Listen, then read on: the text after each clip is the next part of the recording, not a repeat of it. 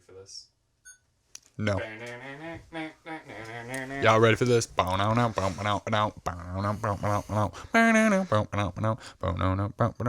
have herpes. I should say I want herpes. I want one. I want a herpy. Welcome, everybody, to the inaugural HUBER Rebels Podcast Awards. I've thought of this idea for a long time. I've always wanted to have my own award show for some reason. I love the Oscars with a passion. They're coming up in 5 days.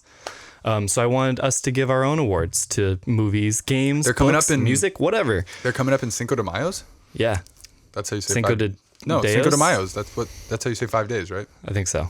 Yeah. I've heard people say that before. Something like that. Yeah. So we're going to give our top 10 favorite movies of the year. Yes. And then we are also going to give some other awards to random things that we loved seen. or didn't love from last year as well. By the way, my name is Jordan. And my name is Ethan. And we are the HUBER Rebels. And this is the HUBER Rebels podcast. Yes, it is. So we are going to start with our honorable mentions for top 10. So movies that didn't quite make the list, but that we wanted to give a shout out to. I will let you start. So these first two are going to be movies that technically came out in 2019, but not for the first time. Like, you couldn't have gone and seen them in 2018 necessarily, or in 2020. The first one is an anniversary movie, 20th anniversary, and the first time I saw it in theaters, and it was an epic experience, and that was The Matrix. Oh, of course. Yeah. Yes. And that was one of my favorite movie experiences of the year. However, because I've seen it so many times and already loved it, I was like, I'm going to keep you out of the top 10 officially. Even though I loved it. Yeah. But I definitely wanted to give a mention to it because seeing it in theaters on the big screen for the first time was so cool. Going with you made it even better. Well, and it was weird because I had seen it before, but I don't remember if I even liked it the first time. I legit don't remember most of the movie. I loved it when I saw it in the theater with you. That perfect. was such a good movie. So I'm Keanu, excited for... We'll watch 2 and 3 at some point. If they release them in the theater, that's what we're hoping for. Yep. But for Matrix 4, if that's even still happening, hopefully. It is. I forgot that was happening, actually. Wow. I love it. Yeah. Just keep living. What's your other movie that was re-released? Another one, and this was the first time I saw this movie. It could have made the list, but I just feel like it shouldn't have gone on there. And you know what it is? Yeah. Howl's Moving Castle. Oh, no. Not what I was thinking, but yes. And so it's a Studio Ghibli movie. I love Studio Ghibli. However, have still only seen Totoro, Spirited Away, Princess Mononoke. I believe those are the 3 main ones that I've seen. Okay. There might be one other one that I'm blanking on right now. And then the 4th one was Howl's Moving Castle. Your first Wow, I've only seen 2. Ghibli movie. Yeah. That definitely threw you right into the deep end. But the more time goes on, the more I genuinely love that movie. And to me, that's what is special about Ghibli movies. Yeah. There's something about the quality of it that afterwards, you're just like, that was good. You recognize the quality there. And it's because a lot of work goes into it. But it was so weird. I was like, what? Where? When are we? I didn't understand it, but it didn't. After the fact, it doesn't matter. And that's Ghibli movies. Yeah. It's kind of a gauge on when and kind of an idea of where, but not quite reality. Yeah. So you get this weird, and you're just, okay, this is just what it is. Yeah. And it's good enough that stuff doesn't matter. I do want to give a shout out. I saw a movie this past week that reminds me of a Ghibli movie. It's not. I think it's starting to become its own new genre style, sort of. It's called Weathering with You. Okay. And it is the second movie by the same company that made a movie that apparently was really popular a couple years ago called Your Name, but it's very similar art style, foreign language, Japanese. But it's about this girl who has the power to stop rain. and So cool. just the characters around her that she influences and affects. It's still in theaters. I Oh, nice. do recommend that you go see it. I need to see some January movies. It's very good. Because I haven't seen one on this current pay cycle. Yeah, you need to. Yeah. Yeah. Go see that. There's a couple that I need to go see that I might just I don't go. know if it holds up to Ghibli movies necessarily, but like nothing it's, that's the it's bar very good. for Yeah. animation in my opinion. I feel like these people were inspired by those movies, and that's what they're going for, and I think can roll with they're that. doing good. Where are they from? Japanese? Yes. Okay. Yeah. There are other this- animation companies in Japan that Yeah. make, but Ghibli's the bar. Right. I would Like say. this movie took place in Tokyo. Oh, cool. So I'll just give my number. I have a You do you. Give top. your 15 and your 14. I have a 38 movie short list for my top 10 of the year. So I'll just give my 15 through 11 as long as we're doing these honorable mentions. Number 15 is The Aftermath Okay. with Keira Knightley and Jason Clarke. What are you laughing at? I just love the 38 movie short list. It makes sense. I just can't compete. I can explain. So I get it. I have a rating system. Yep. 3, I won't explain all of them, but like 3 is good or decent. Yep. 4 means it's on the short list for my favorite of the year. And 5 is Top. list of favorite of all time. Yeah. So 38 movies were 4 stars and above Yeah. this year. So number 15, The Aftermath. For a lot of people, I'm sure it's very dull and very boring because it's just about people living in a house during a war and Yeah. just kind of talking to each other. But there's something about the acting and just, Resonated.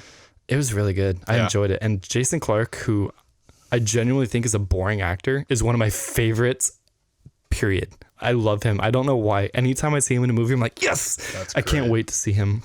And then 14 is Jojo Rabbit, Oh. a movie that I was arguably the most excited for the year. Yeah. Didn't quite live up to that level, but like still to be 14th That's on your list? on my list is pretty good. That's pretty good. Yeah. Hit me with another one. So my next 3 are movies that did come out this year that just didn't quite make my top 10.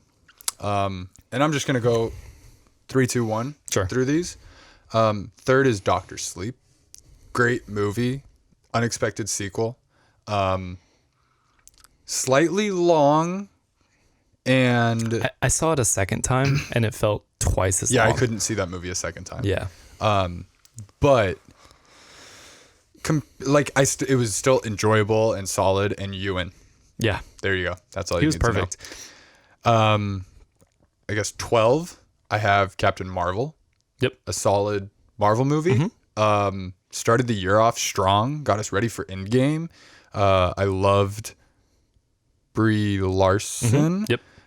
Sam Jackson. I loved it being set in the 90s. The 90s was great. It was just awesome. Just super fun movie. Clark Gregg, is that his name? Yeah. Back But weird. was so cool. Very weird. There were a couple. There were a couple. couple. I would say a lot of it was good, but there were a couple. I see, and that's for some reason that's what I remember is those couple bizarre shots. Yeah. But I think overall it was Yeah. good. Yeah. But it was cool. It was cool to see. It's him nice to have him back starring, and not in freaking Agents of S.H.I.E.L.D. or whatever. Yeah. And at 11, slightly sad that it didn't make the list. I had a fun time with it, but I don't think it's deserving of the top 10. And that was Pokemon Detective Pikachu. Okay. Nice. Just on the merit of it being a Pokemon movie and the first time we've ever seen that kind of a world realized on the screen is a marvel in and of itself. Yeah. Slightly less points for a couple of the more obvious like kiddie not tropes, but like there're just a couple scenes where I was like, this is a bit too much that direction. For kids, you mean? Yeah. Yeah. Completely forgivable, Sure. given what it is. Yeah. But just notched it a little bit lower. If this was the adult Pokemon movie, like that would have been in my top 10 easily. Like raunchy. Yeah. Not, to a degree. Not necessarily raunchy, but just Just like unashamed. back. Made for us. Yeah. Made for the people that were kids when Pokemon first came out. Yeah. I would say this still was that, but also had to be for kids. I mean, Pikachu says hell. So like they pushed it really as far as they could. And Right. it was gritty. I loved all of that. At the end of the day, they're trying to make money. So Yep. you have to make sure everyone's coming to see it that can. Yeah. For some reason, the scene with the torteras, the giant torteras, Yeah. that brings that movie down for me. That sequence, I don't was know a little what weird. it was about that sequence. It just, I felt like they were like this, and then all of a sudden it just got a little like, what are you? This is off. Right. Yeah, that's all. But Mewtwo is Number 26 on my badass. list. Yeah. I liked it a lot. My number 13 is John Wick 3. I know you haven't seen any of the John Wick movies. Yes, I need to see all of that. 2020 goal is to catch up on John Wick. I can't definitively say that you'll love them. I'll love them. Yeah. I'm all in on Keanu. They just get better and more insane, but like also believable. And it's so much fun. My tie to John Wick is when the first one came out is seeing the videos of him at the shooting range training. Yep. So How dedicated he is. how much he killed it, just how That good too. he was. Yeah, yeah. But so it's like, even though I haven't seen the movies, I feel like I've been along for the ride. Right. And so now I want to like jump from this side to this side of the fence and actually know what everybody's talking Right. about. I don't feel like I'm actually missing out on that much because they're just fun action movies. Sure. And I can kind of jump in at any time, and I'm going to do that now. I mean, the story is ridiculous, but Yeah, exactly. they ramp it up, and like just the action is something I've never seen before. It's the realized version of what it is. Yeah. Like you're an action movie, be a good action movie. And I cannot wait for John Wick 4. When is that Which coming out? supposed to come out on the same day as Matrix 4. Matrix 4. But when are those? That's not 2020. That's got to be 21 or no. 22, if not more. I think 22. It may be 21, but I'm not sure. My number 12. Mm-hmm. I really thought this was going to make the top 10 when I saw it, but I saw it in February, I think. Okay. So there was a lot of movies after that. Yep. It was called 5 Feet Apart. Okay. I forget It's about, the actress's name. That much. More than that. Definitely. my- More than what we are. It's about that much. To them, yeah. Can't see my other hand, so fill in whatever that is. Starring Cole Sprouse, who was on The Sweet Life of Zach and Cody. Yeah. And twin. I forget the girl's name. I apologize. But it's about two young adults who are in a hospital. They have some sort of, I think it's like an autoimmune disease where they just can't, they can interact with people who don't have this disease, but they cannot interact with each other. Okay. They have to stay 5 feet 5 apart. feet apart. And these So two close, but still so far. fall in love with each other against This is hurting me already. not recommend advisory. They're like, stay away from each other. Like, this isn't a good idea. Like, don't even tempt yourself. Like, don't do this. And oh my God, this shouldn't be a movie that I like, but I loved it so much. Like, it hit me in the feels super hard. Yeah, I'm struggling with thinking about the concept. Yeah. Shockingly pretty good movie. I'm a fan. Good for Sprouse. Yeah. His twin was recently in something, and has entered into a universe. Kingdom Hearts. Really? He's voiced a new character in Kingdom. There's some crazy Kingdom Hearts stuff going on. Interesting. And I heard, I'm like, that's so random, but like, good for him. Huh. That's kind of cool. But so because he hasn't acted as much. Cole has a lot more. Maybe it's him, but I think it was Dylan. It was one of the Sprouses. Sure. Because they kind of stepped back from the spotlight. For sure. They, Which is good. They decided to be normal people. Yeah. And so it's interesting that they're kind of It's doing that stuff. really hard to come out of the Disney machine and not be a insane person. Yeah. Selena's done well. That's Gomez, true.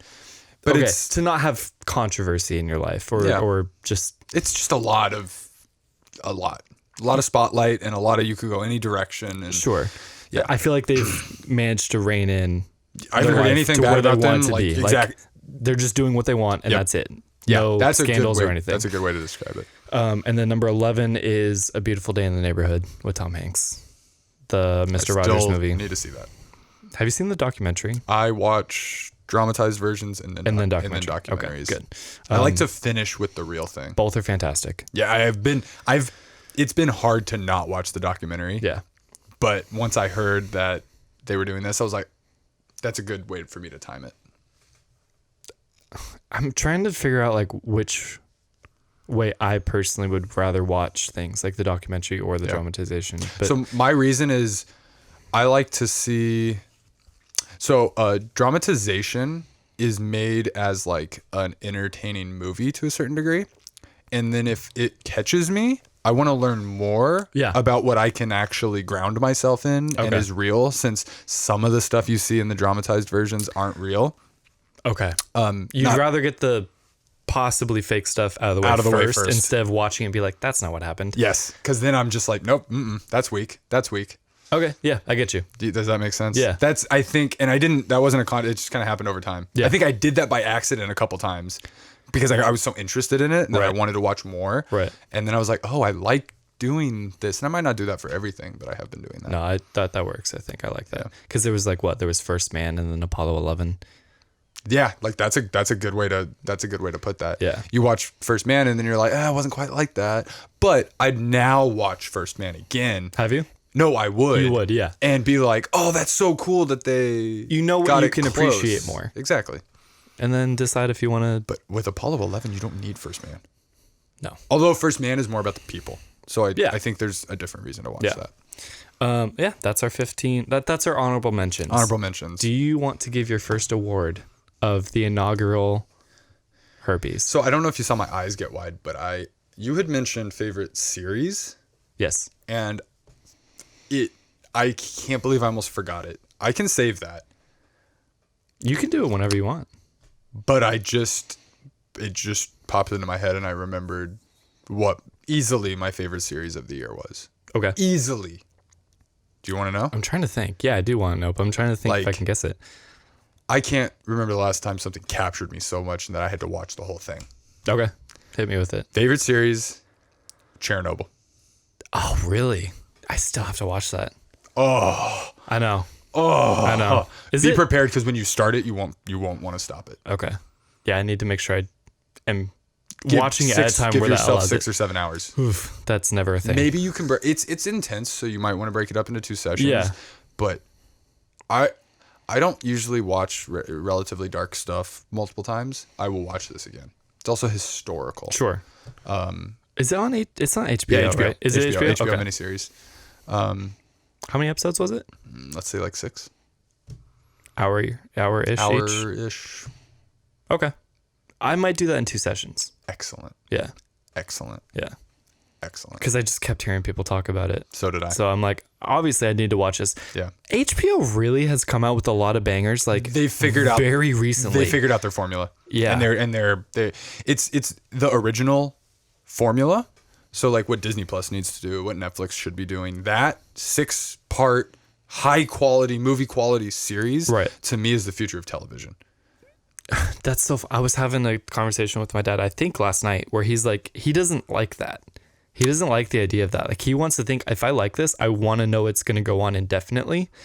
And I'm like, yeah, but then it, because he brought up Lost. He hasn't seen Lost, but he knows. He's like, didn't Lost go on a little bit too long? I'm like, nope. To some people, yes. I will defend Lost to the day I die. Definitely to some people, yes. But then there's examples like Breaking Bad. He knew the start and the finish and everything that needed to happen, and whether AMC wanted more seasons or not, he's like, this is the end of the story. I'll give you one example that, in my opinion, is the only example you need as to why things shouldn't go on longer than they should, and it's Walking Dead. Yes, that's the and they even argument know against. it. Yeah, they even know it because you know what they're doing. Making more spin-off shows. They're releasing a miniseries. What? And it's going to be Is this instead of the movie? I don't know about the movies. So what this is going to be is it's going to be set in like Nebraska. Okay. I want to say 10 years after the breakout, focused on the first generation of people growing up. Born in it. It might even be 20 years, but I'm not 100%, that have only ever known that world. Sure. It has a start and an end, and they're going to produce that and put it out. Okay, that sounds great. And I'm like, because... Does that mean the show is ending? No, right? Because it's a soap opera with zombies. That is the best description I've heard of. It's a dramatic... Also, we don't know what date it is, so it can really go on forever. They can be like, oh, no, it's still 2011. Like, oh, you. No, it's not. Anyway, that's my argument. No, there. I get you. I'm going to not fan talk about Lost because Lost is... Yeah, I'm going to stop. Lost is great, but I think there's a large population of people who say it lost itself. Don't understand what the show really was. It didn't lose itself. It knew exactly what it was. Yeah. People thought it was something else, and then were upset that they didn't get answers to things that didn't matter. Have you watched it all the way through? Yeah. I don't fully remember the end. Infamously controversial finale. I think I liked how it ended. That is one of the best finales that has ever been done. I think it really depends on how many times the show is renewed. Because then that's like, okay, did they know that it was going to be as many seasons as it was, or is going to go on as long as it was? Did they have to drag it out? So Lost was still in the era where it was like, do this, and they had to figure it out. Right. We're now to a point where people don't have to arbitrarily make filler content. Right. They can just make their pure thing. So the streaming services are magic for TV, I feel like. That is why I think it's the future, and other people don't understand that yet. The train moves along whether you want to accept it or not. For sure. Yeah. I get you. I'm with you. Tesla's now worth over $700 a share. That's pretty good. I knew it was going to get there. Yeah. Like, it just takes time to get there. Right. Even though all the haters were there the whole time, yeah. the train still got where it was going to go. And it's going to keep on going. And it's going to keep going. Yeah. I know that's a weird example, but I get you. That is so defied what so many people wanted to say it was going to do. Right. And yeah. As long as we're on the subject, yes. My favorite show. Now, technically, this came out on a TV channel in 2018. It came to Netflix very, very late 2018. That's fine. But the hype of it was 2019, and I watched it in 2019. A show on Netflix called You. Oh, I still haven't watched that. It is my favorite show of all time. And season 2 just came out. I've watched both. It's my favorite show. Wow. It's not for everybody, but holy crap, I love the show so much. The characters are amazing. The wild freaking ride that you go on in the show. It is the most like roller coaster of emotions of a show I've ever watched. I've been saving that one to watch with Maya. Should I do that or should I just watch it on my own? I don't know. And that's why I haven't watched it because yet. I think males and females naturally are going to have very different reactions to this show. And that's why I've been hesitant to watch it. But that's interesting. I don't know. Think about that and let me know. I will. Because that is why I've waited. Like, there's certain things where I'm like, ooh, would this be interesting to watch with her? I mean, I would say both of you separately watch the first episode, and then you can decide from there if you want to watch it together or not. Okay. Like, the show gets going pretty really quickly. Fast. Okay. Yeah. I remember before that came out, seeing the trailer and being like, ooh, Netflix is, this is something, and then I just never watched it. But it was on Lifetime. The first season was a Lifetime show, and then it went to Netflix, and now Netflix owns it. I never heard about that. Yeah. I just saw when they were announced it was coming and it's to Netflix. also a book. Oh, wow. I'm going to read both those books because my goal is to read more this year. That's a good goal. Yeah. Should we get into our top 10? Let's do it. So we're gonna 10, sparse 10, it out. 9, 9? Yeah. I'll let you go first. I'll go first. Yeah. I'm not even going to preface this. Number 10, The Shining. And I know that goes against everything I was saying and very much conflicts. And I wasn't going to put it in here arbitrarily. I was just going to be like, you're not allowed to go in there. And the more I thought about it, I was like, I can't put it higher than 10. I have to put this on my list because this changed the game for me. Like, And this is my favorite horror movie. Okay. Like, I now consider myself like a horror fan. I'm now like a diehard Stanley Kubrick fan. Yeah. And like it was going to take a lot for me to put this on my list. Yeah. And I love that movie so much. It was possibly one of my favorite movie that I saw of the whole year. Yeah. And I'm putting it at 10 to be fair. Okay. Like, I'm with you.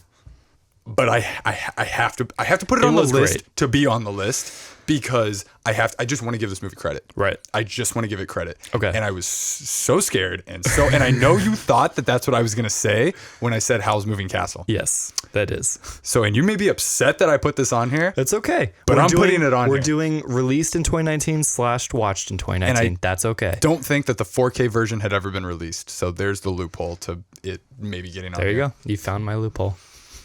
Fair enough. It really was surprisingly great. Perfect. I will watch that. I'll watch that many times. Yep. That's one that I'll watch over and over again, and one of the few movies I would consider perfect. Like, I'll watch that movie 5 times for every time I watch Dr. Sleep, probably. I'll probably never watch Dr. Sleep again. I don't need to. You probably will someday. I really don't need to watch that movie again. Maybe No. if you go on like a Ewan McGregor marathon No. or something. I struggle to watch movies I love that are that long. Fair enough. Like, Yeah. I'm probably never gonna watch that movie again. Yeah. I'll watch The Shining over and over and over and over and over and over and over and over and over. Yeah. Because Doctor Sleep is just like, remember The Shining? Watch. Here's another hug from it, and giving you more story. I don't Right. really need that. Now that I know it, I can just accept that. I get and that. I want to watch. It's like El Camino. Yeah. I don't need to ever watch it again, but I know what happens, and that's all I need. It's like a mental addition. Yes, exactly. To the show, but you don't need to watch it. Right. You'd watch Breaking Bad before you'd watch that. Yes. So, Breaking Bad's one that I have said I'll not watch again. It's hard. One day I will, but it's gonna take a long time. I think I'm realizing I will again one day once it's been long enough. Every time someone talks about how great it is, I'm like, damn, yeah, I do want to see it again. Once I forget enough of it, I'll watch it again. Right. So it's like watching it for the second time. Going on the ride again, yeah. My number 10. Yes. My second. Don't ask me what the first is. I don't want to get into it. Okay. I'm just going to tell you. Yeah. My second favorite Disney movie. Okay. Ever. Frozen 2. Okay. What's your first favorite Disney? I'm just kidding. I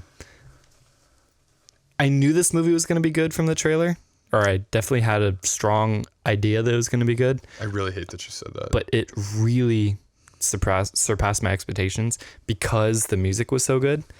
I feel like it's hard to live up to the music of the first Frozen movie. I'm not saying it's better, but this movie was like, I listened to the soundtrack often for this movie. The same with my first favorite Disney movie is all about the music. So that really resonates with me. And I was very, very happy with this. Why are you so upset? Because I still haven't seen it. I know.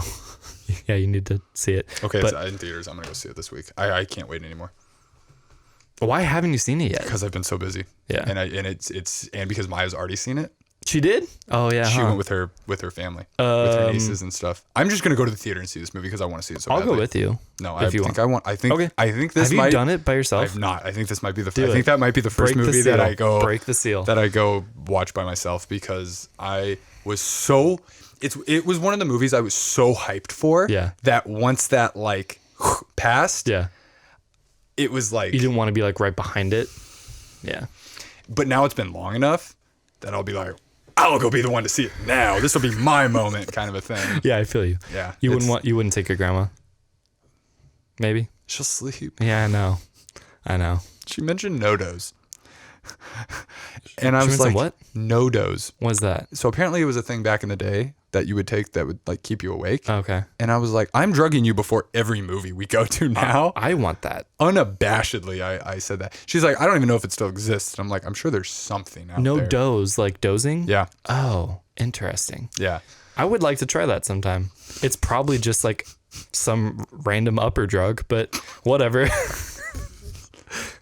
I'm not going to make a drug Guess what? It's reference. Adderall. Yeah, there you go. Number 9. Number 9. World premiere.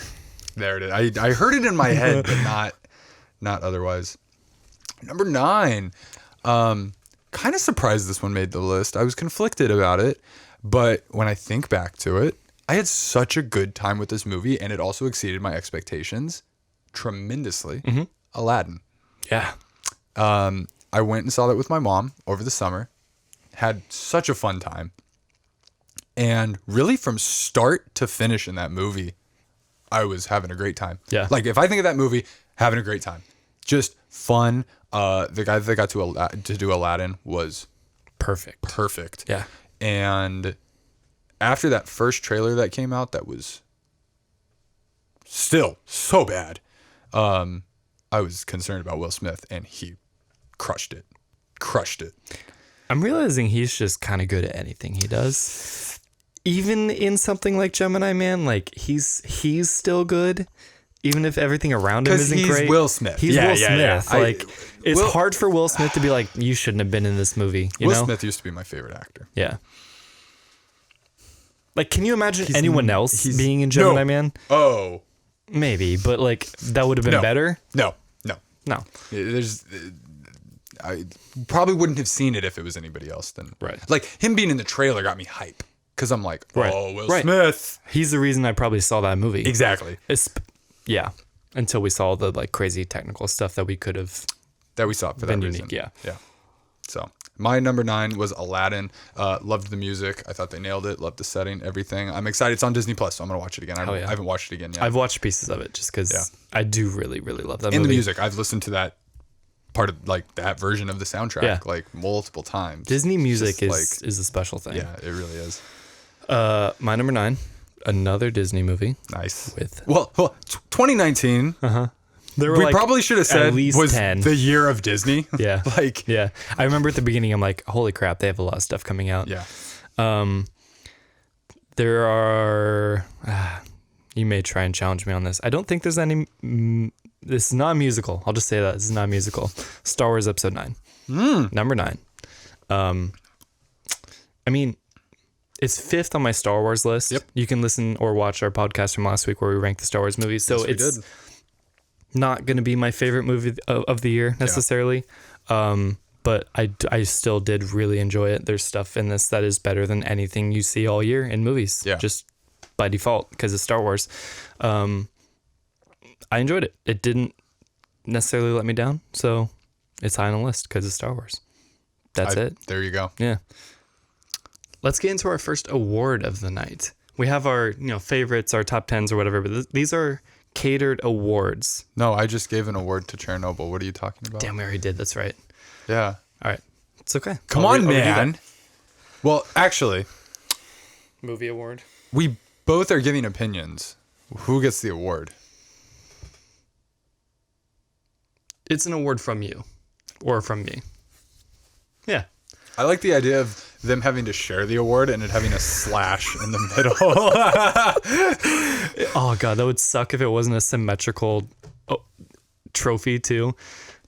Can we create that where it's like split down the middle? Like it has a person zipper? gets where it's like imagine the Academy Award with a buzzsaw that just went perfectly down the middle, so each person gets half an award. I would love that if we had more things that we're sharing. I'll see what I can do. Well, no. Some things can get it. Some The we whole. can split 3 Into ways. 3. Some we can split 2 ways, like potentially. Yeah. Okay, let's get into our next award of the night. Yes. Let me go, just Okay. because it's relevant to something that was talked about recently. So this is my biggest surprise of the year. Okay. And the award goes to Aladdin. Hey! I was very wary and skeptical of this movie That's a worthy award. from the trailers. Yep. And for how much I love this movie, like it surpassed my expectations fully. Yeah, that's fair. Honorable mentions are Pokemon, Detective Pikachu, and Godzilla, King of the Monsters. There you go. That movie should have sucked, Yeah. and maybe it did, but I No. really enjoyed it. No, great action movie. Yeah. Like That's great, it. great action movie. Not good dialogue or anything else, but good action, good monsters, fun movie. So I have a category that includes maybe something that you mentioned. Okay. Should we do that category? Just do what we feel, But it has 2, so it's like kind of split. Hit me. Okay. I feel like I should pick a winner. Probably. I have one tie, and you'll understand why it has to be a tie. This one's kind of a tie. Okay. All right, for the next category, this goes for is 4 is 4. Sure. Movie I barely survived without killing fellow moviegoers. One of those is Godzilla, King of the Monsters. Yep. I love this. I love this. The other is Once Upon a Time in Hollywood. Oh God, yeah. I told you that story. Yep. I don't know if they've heard it though. Give a brief explanation of what happened there. So that was one I saw kind of late, but was going to see in theaters. Saw it in recliners, and so it's a long movie. I had heard the controversy going into it, but I wasn't worried about that. So there's not a lot of people because it's the big recliners. Maya was on my right, and then there were 2 people next to her. They talked for pretty much the entire movie. I didn't realize they were next to you guys. Next to Maya. Yeah. Sure. So she I thought heard they them were in front of you. She heard them even more. Oh man. And they talked throughout the entire movie. Long movie. Now, I did not know what they were saying. I just heard the first time I've ever Which might be worse. I think ever shushed anybody. Yeah. And I had to do it 3 times, and they kept talking. I was so infuriated. I was looking for them after the movie. I was going to confront them. Yeah. And like try to get them to never go to a movie again, or at least never do that in a movie again, or at least not mess with me. Yeah. When Maya then told me what they were talking about, if I had been her, I would have You'd be in jail? been more confident. No, so what I realized with this is I'm not going to take that anymore. Yeah. I'm going to get up and talk to people and say, you need to stop talking or I am going to go get somebody. Yeah. And not shush violently. But they were criticizing the movie the entire time. I found out. Nope. During the movie is not the time to do that. Now, I don't know if we want to talk too much about why they might have been criticizing it. No. It's the known thing. Well, I feel like the only thing you can criticize is towards the end, no? Yeah, but that whole like, Because most of the movie is about fake characters. and still people were bothered by that maybe. Well, what are you doing here? Exactly. So I don't. But even still, your grandma, vocal skeptic of this movie, she wouldn't do that during this. She wouldn't be talking to you like, that didn't happen, or this wouldn't have happened, or that, why is that? It's like, Shut up. well, we've also explained maybe she's asleep, but but even if she was watching it, if she had some no-dos, she would be quiet, as most people should be during a movie. So those were the 2 movies that pushed me to the edge that I can remember from the year. I think there's definitely a winner for that. It's definitely Once Upon a Time in Hollywood. Yeah, Godzilla was not that bad. Was it me or you? You shushed people. At the very beginning. It was And then bad was because fine. that was a Tuesday movie. Sure. It was the general crowd was kind of that. Now the reason I think it feels different is because Once Upon a Time is a quiet, sit in it, focused, long movie. Yeah. Godzilla's a crazy action movie. Nuts like stuff going on, and also less, not a whole lot to miss. less stakes. Yeah. And so I guess I'll give that to Once Upon a Time. Yeah. But I wanted to give to get you. Godzilla because you had just mentioned it. I get you. No. That's the runner-up. Yeah. Let's do one more award, or I'll do an award or something. I'm going to give an award to my favorite new actor. Oh. Not my favorite. Wait. Not my new favorite actor, but my favorite new actor. Okay. Someone who has emerged, I feel, this year that I'm a big fan of. Yeah. That is Florence Pugh. Do you know her? No. Is she in Florence and the Machine? Yes, she is the bassist. Okay. Is the machine the bass? Yes. Yeah, Florence and the Machine. No, she's the sister in Black Widow. You know, the girl that she fights in the blonde trailer? one? Yeah. Okay. Her. She was I haven't seen Black Widow yet, sorry. You've seen the trailer. I know, I'm kidding. She was in Fighting with My Family, a movie I saw very early this year about my favorite wrestler of all time, Paige. She was in a movie I did not see, which was one of the biggest horror movies of the year called Midsummer, whatever. I remember that one, yeah. And she was in Little Women. And she might have been in more than that, but those were the 3 big ones. She's fantastic. Awesome. She's nominated for Little Women, so she's a great actor. And I can't wait to see more of her. So I just want to give a shout out to her. Good for her. Florence Pugh. Congrats. Yeah. I'm trying to think if I've got one more. I do have one more that I'll bring up now. Okay. Just because one of these movies has already been mentioned. But this is, as it's been probably noticed, Jordan's seen a lot more movies than I have. I hope to see more movies in 2020. I think you will. If possible. So this is movie I most wanted to see that I still haven't. Nice. I've got Good. 4. Yeah. Do you have a winner? No, Okay. because I haven't seen them. Good point. I don't Good point. I don't know. I'm torn. Frozen 2. Mm-hmm. Still that maybe. Ford v Ferrari. Nice. That's one that I really did want to go see. Yeah. I might be able to let that go because it's kind of long, but I really did want to see that one in theaters. Yeah. 1917. I have to go see that one. Yep. You already saw it, I'm assuming, probably 50 times. Once. Just one time. Just I've heard so much hype about it.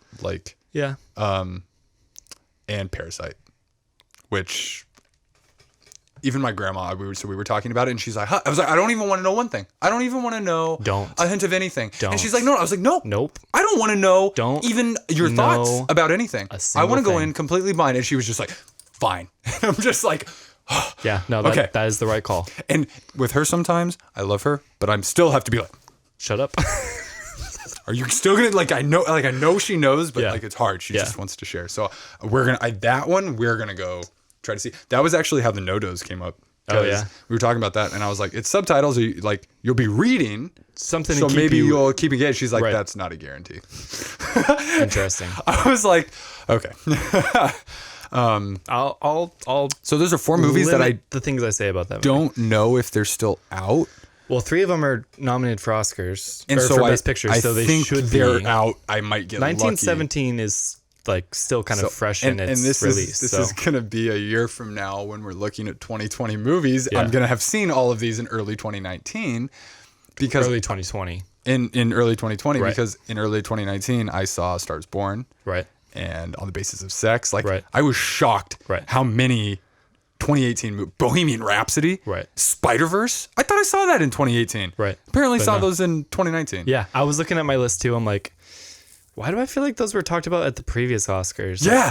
That's because I had to catch up to them for the Oscars. Yeah.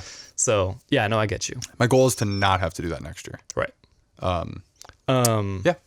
I mean, on that topic, like there are movies that I still had to watch for the Oscars. I have now seen every Best Picture and every actor. But even performance for this Oscar even season. if you've seen them in 2020, I count that. You can include them now. Right. Because we're talking about 2019 And so that's movies. what I did. I was rushing to make sure I watched all of that. So just today I watched Pain and Glory with Antonio Banderas. Never heard of it. I know. But he's nominated for Best Actor. So I'm like, good for him. I want to watch it. And I wanted to watch it just so I can know, just in case it makes my top 10. Yeah. I don't want to do this, like stamp it in history. Yeah. Obviously, this is going to be historical. Yeah. This will go down in history. I didn't want to give my top 10 without having seen everything possible necessarily. That's my goal for 2020 is all nominated movies to have seen. Before the Oscars? Yeah. Yeah. And this. I always want to do it like before the nominations come out, but I haven't hit that yet. I don't think it's that hard. Needs to happen. No, but it's fun. I get that. I thought of that before you even told me to think of it. But we could even do nomination predictions if we manage to see everything. Yeah. That might be a little harder, but we can do that regardless. Like we don't have to see everything, but I want to see it because then you're really like basing it. Right. But we're talking 2020 goal. Yeah, exactly. What's your number 8? Number 8. Movie of the year. Movie of the year. What else should I repeat? Nothing. Okay. Number 8. Rocket Man. Rocket Man. Something down a dinner. Burning down this fuse up here alone. When I realized this had to go on my list was when I realized, I didn't listen to Elton John before this movie, and now he's one of my favorite artists. We talked about going to see him multiple different times. $300 or $400. Right. I was ready to drop that and couldn't, unfortunately. Right. If you donate on Patreon, that might allow us to go see certain things that we can talk about. If you give a custom donation of $800 and say for you guys to go see Rocket Man, then we'll do it. Actual Rocket Man. Right. So just to add a little bit of comparison, Bohemian Rhapsody had come out the year before. So we've got 2 big movie biopics. Music biopics. Done very differently. I like the style that Bohemian Rhapsody did where it's more like living it. I love also that Rocket Man flipped the script and just did something different. I like it more. I don't really rank one. I can't.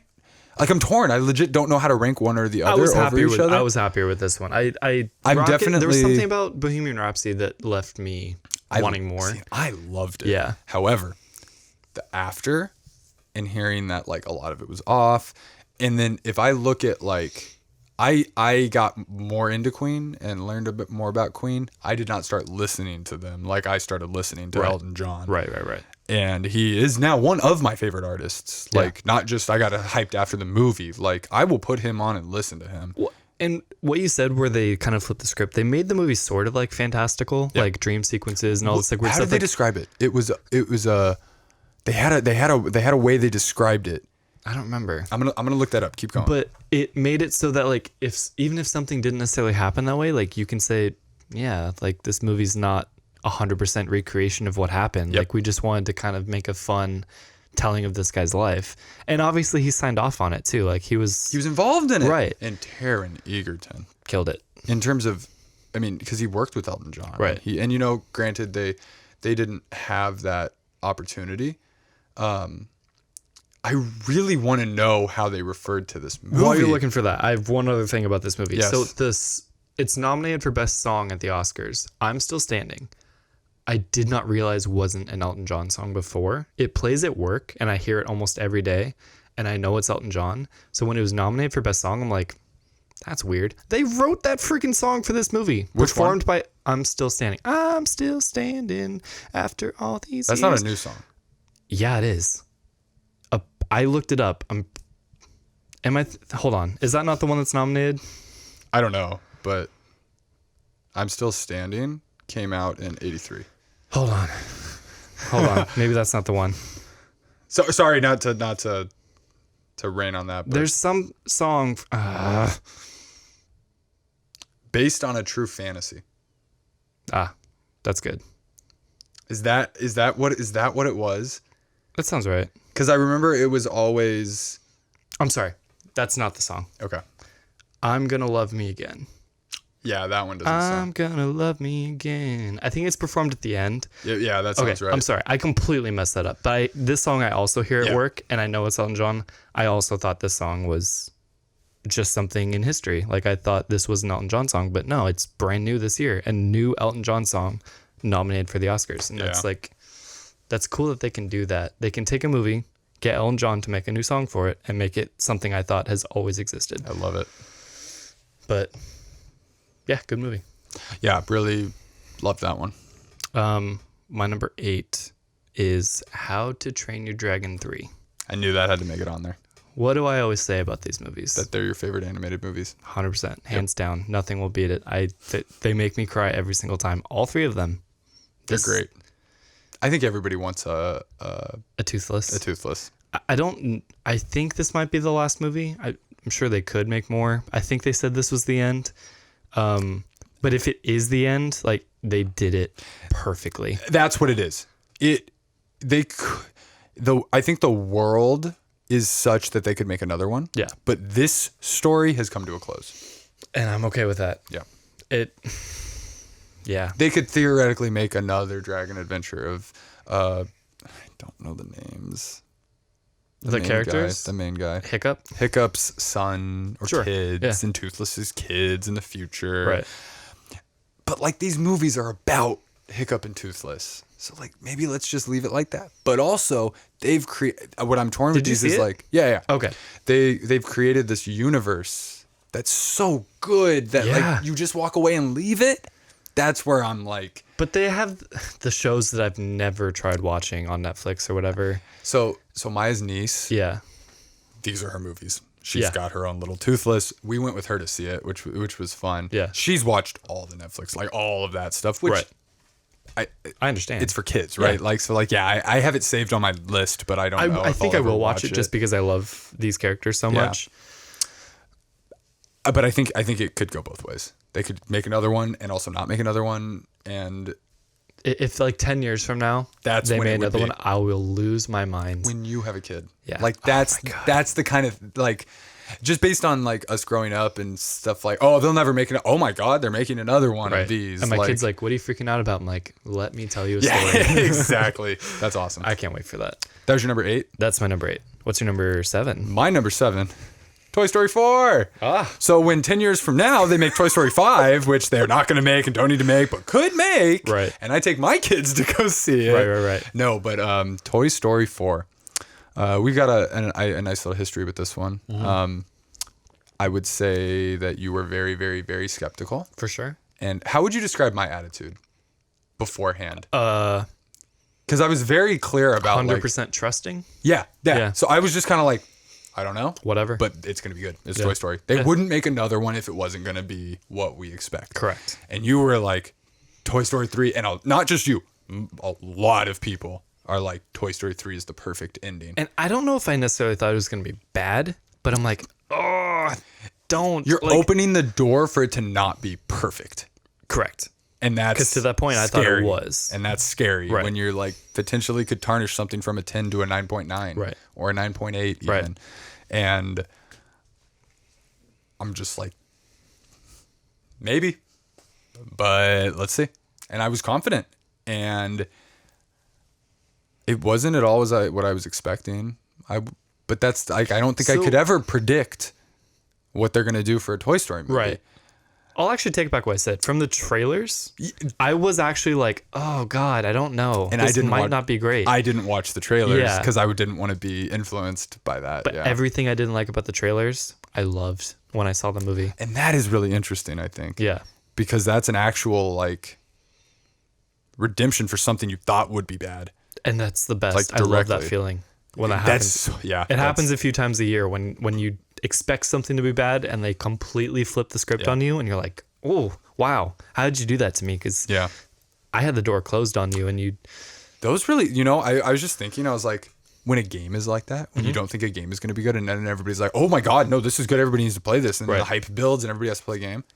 When a sports team isn't supposed to be good, and then all of a sudden they've channeled some kind of energy and they're really good, and you don't even care about that team, but you're excited. Or even like, not necessarily not good, but like the Golden Knights, their first year making the, Stanley Cup, you're like, how? This is cool. Like, this is exciting. This is hype. Are we still talking about Toy Story? Yeah. Yeah, Toy Story. Vaguely. Holy did this one get me. And it's still perfect. And it's continue it on, and it's one of those things where like, now they won't do Toy Story 5, and now I'm like, they're gonna do Toy Story 5 once it's time, 10 years from now. The only thing is I'm a stickler for the way you advertise something, and since they said it's the end, I expect it to be the end. Okay. If they hadn't said that, I'd be like, yeah, there might be a Toy Story 5 someday. Have you watched it yet? What? Lamp Life? No. So I love it. What is that? Have you seen? No. You don't even know? I'm assuming it's the lamp from the Pixar logo. No? Disney Plus. Uh-huh. They're doing I don't think it's episodes. I think maybe it's like a little mini movie about Bo Peep. Oh. About between the movies. Really? Yeah. You're going to get to see what she went through. I think it's already out. Are you serious? Yeah. How? I think maybe this month or something. Interesting. Or, I saw it in the app, but it could still be it's coming on this date. So I don't know if it's actually on there. I was like, and I saw people saying like, this is unprecedented. Yeah. Because I'm pretty sure it's all the official people just doing this spin-off. We're getting more Toy Story. Cool. Like that. Okay. That works. But dude, what if they started doing like Toy Story miniseries where it will hurt, but like maybe, can I spoil Toy Story? I don't know. Which one? Okay, maybe you just don't see certain characters together, but you get to see what they're doing. Yes. Disney Plus shows. Little mini. So yes, I've already thought about one. Yes. I want a Buzz spinoff show. So there's already the movies where he was like actually a space ranger. Those were kind of weird. The movies? Yeah. Or there was a show too. The animated show. I think there was a movie also. Buzz or was it Lightyear just Star Command. I think maybe they made like hour and a half episodes that were like movies. Maybe. Does that make sense? Yeah. But they were only ever going to be on like TV. I definitely owned a movie on VHS, I'm pretty sure. It's like Clone Wars, how they had like the Clone Wars movie. Right, kinda, to start I everything. think maybe that kind of a thing. Yeah. But still that universe, that art style, that thing. But I would love to see that done well. But Disney Plus. I feel like that doesn't really fit into this Toy Story universe. They can make it fit. But does it matter? You can make it fit. That's you make what the TV show is. You make it an in-universe. In-universe, TV they make a Buzz show. Lightyear TV show. Yeah. Yeah. So Okay, I'm on board for 100%. I love the anything can happen. Because those things I can write off if they're not great. I don't know if that even makes sense. But it lets them explore potential. For sure. Trails to a Toy Story 5. Yep, I get you. I'm not going to lie. If 10 years from now they make another one, I'm going to eat it up. Damn, dude, you sold me. That is a great idea. Because, like, the whole game has changed now. Proven by, and this is a little bit of a sidestep, what the MCU is doing on Disney Plus. Yeah. Game changer. So Star Wars is currently trying to re-identify itself. Yeah. To position itself for that, because it's not quite positioned for it. Dude, the trailer for the MCU shows got me giddy. I was like, oh my God, I cannot wait for these. So freaking cool. I think, at least me personally, I've been on like a detox cleanse post Endgame? Yeah. where you're just like, I want to break from this. And this is like, oh, this is the future. We're getting going again. This is Iron Man 2008, but now we know what it is. Yeah. And we have 12 years of Because literally we're in a new saga now. Yeah. Oh, I'm so hyped. It's going to exceed nuts. Everything. I can't believe they're still going. They could have just ended it, but they're like, nope, let's do it all over again. It's like, oh my God, you're crazy. Better. Yeah. And better. It's going to be better. Somehow I think it's going to be better. Okay. Speaking of superheroes, superhero universes, my number 8 is Joker. Your number 8 or your number 7? My number 8. But I already did 7. I'm sorry, my number 7. My number 7. I don't remember how I felt about. I think I thought it looked great. Leading up to it. Yeah, I don't even know if I saw trailers. The only pre-movie thing I think of is the steps and him like dancing on them. That's really all. But this was one of the first like reaction videos we did. And even if we were set up to do it in the studio, I think we still would have wanted to talk about it in the car because we both like ran out of that theater because we're like, I have to talk about this now. And we weren't 100% sure where the other person stood. I was pretty sure. I was confident. Yeah. But it's that like, really hope what we're going to say is going to be completely aligned. And it was like, yeah. Because at the time it was like, yeah, this might be my favorite movie I've seen this year. I'm not sure. We'll have to see where the dust settles, but holy crap, dude. And it's gotten mixed reviews. I've heard some people talk really bad things on it. I've heard other people notice what it's supposed to be, like the way it introduces real life issues, but like in a way that people want to ingest it in like a superhero movie. Yeah. Not superhero, but you know what I mean? Like in the Batman universe. Like they comic book movie. Sure. It can be a commentary on real life issues in arguably the most beautiful way I've ever seen. That's what Marvel does best. To a certain degree. Yeah. Oh, unless you mean more... It depends. Like current events. Do you mean current events or just real life problems? Well, so like this one is a commentary on mental health. Yeah, so not current events like war, a war that's going on, but like that's a thing. That's a thing. Right. How do I tighten this? Both are equally important. Yeah, I would say maybe Marvel not quite that, but Marvel's a little more comic booky than Joker. Neutral. Yeah. But like if we're talking about the DC universe, like those aren't even coming close. This movie, I heard someone, I forget who it was, they're like, I want this and I want Batman and I want them to be tied, not like any more sequels, but I want this and I want that and I want that to have its own like agenda where it's like highlighting certain issues. Same universe. Okay. This kid who's affected by the Joker leading to his parents being killed and like how that affects him and blah, blah, blah. That's and like what I was saying immediately. These two movies, Joker and Batman. And maybe you do more later. Maybe. Like with Iron Man. They made Iron Man. Right. And they kind of left the door open. Maybe a little more so than this did. But so originally this was going to be a standalone. Right. And I think pretty quickly people were like, we want more. Well, it then made $1 billion. Right. Oh, yeah. The highest grossing superhero movie of all time. No. Can't be. Yes. More than Endgame? Not highest grossing. Most profitable based on how much its budget. How much it cost. Its budget was very low. That makes sense. That makes sense. Not highest grossing. So if I go back to our reaction video, I remember being like, this is what DC needs to do. Throw everything out the window. They've figured out the formula. Move with this. And it made me really sad that it was like, no, this is just a standalone film. Like, we just made this one. It's like, oh my God, you're teasing us with horrible thing. And then it really doesn't even feel like a DC movie. Based on the DC movies that have existed. Well, yeah. So, and then we're like, they're making a Batman movie. Oh my God, this is perfect. And then they're all like, these movies will definitely not be connected. Right. I think there's a good chance they went back and are rejigging things to make it work. Yeah. But I saw an official, I don't know if we talked about this. I saw an official thing that DC is launching a dark universe. A dark universe. That's good. I'm like, I'll take it.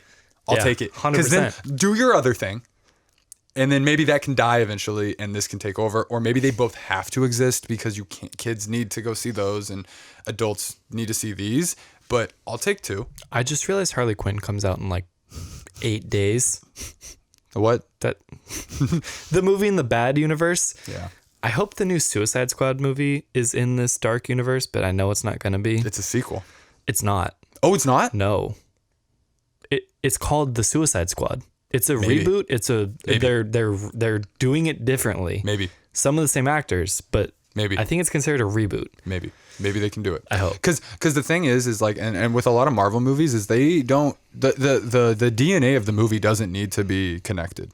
You just need one hint in there to Right. connect it. Right. And then Yeah. you can figure that stuff out later. That's all So I they don't need. need to alter this movie. Just make your Suicide Squad movie and then next steps plan something connected. Right.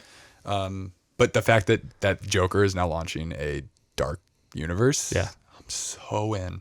I'm so in. I'm happy for them. I want them to make good movies. Yeah. I'm completely with you. on I'm a that. Marvel fanboy, but like I will go see your movies if they're good. Yeah. And also probably if they're bad. Because I've seen them all so I far. skipped the one good one.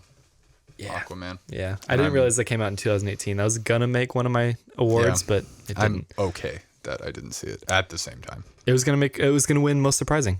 Oh, there you go. Yeah. Okay, so we're through 7. Do you have another award to give? I do have Do you have a HRPie to give? I do have a HRPie to give.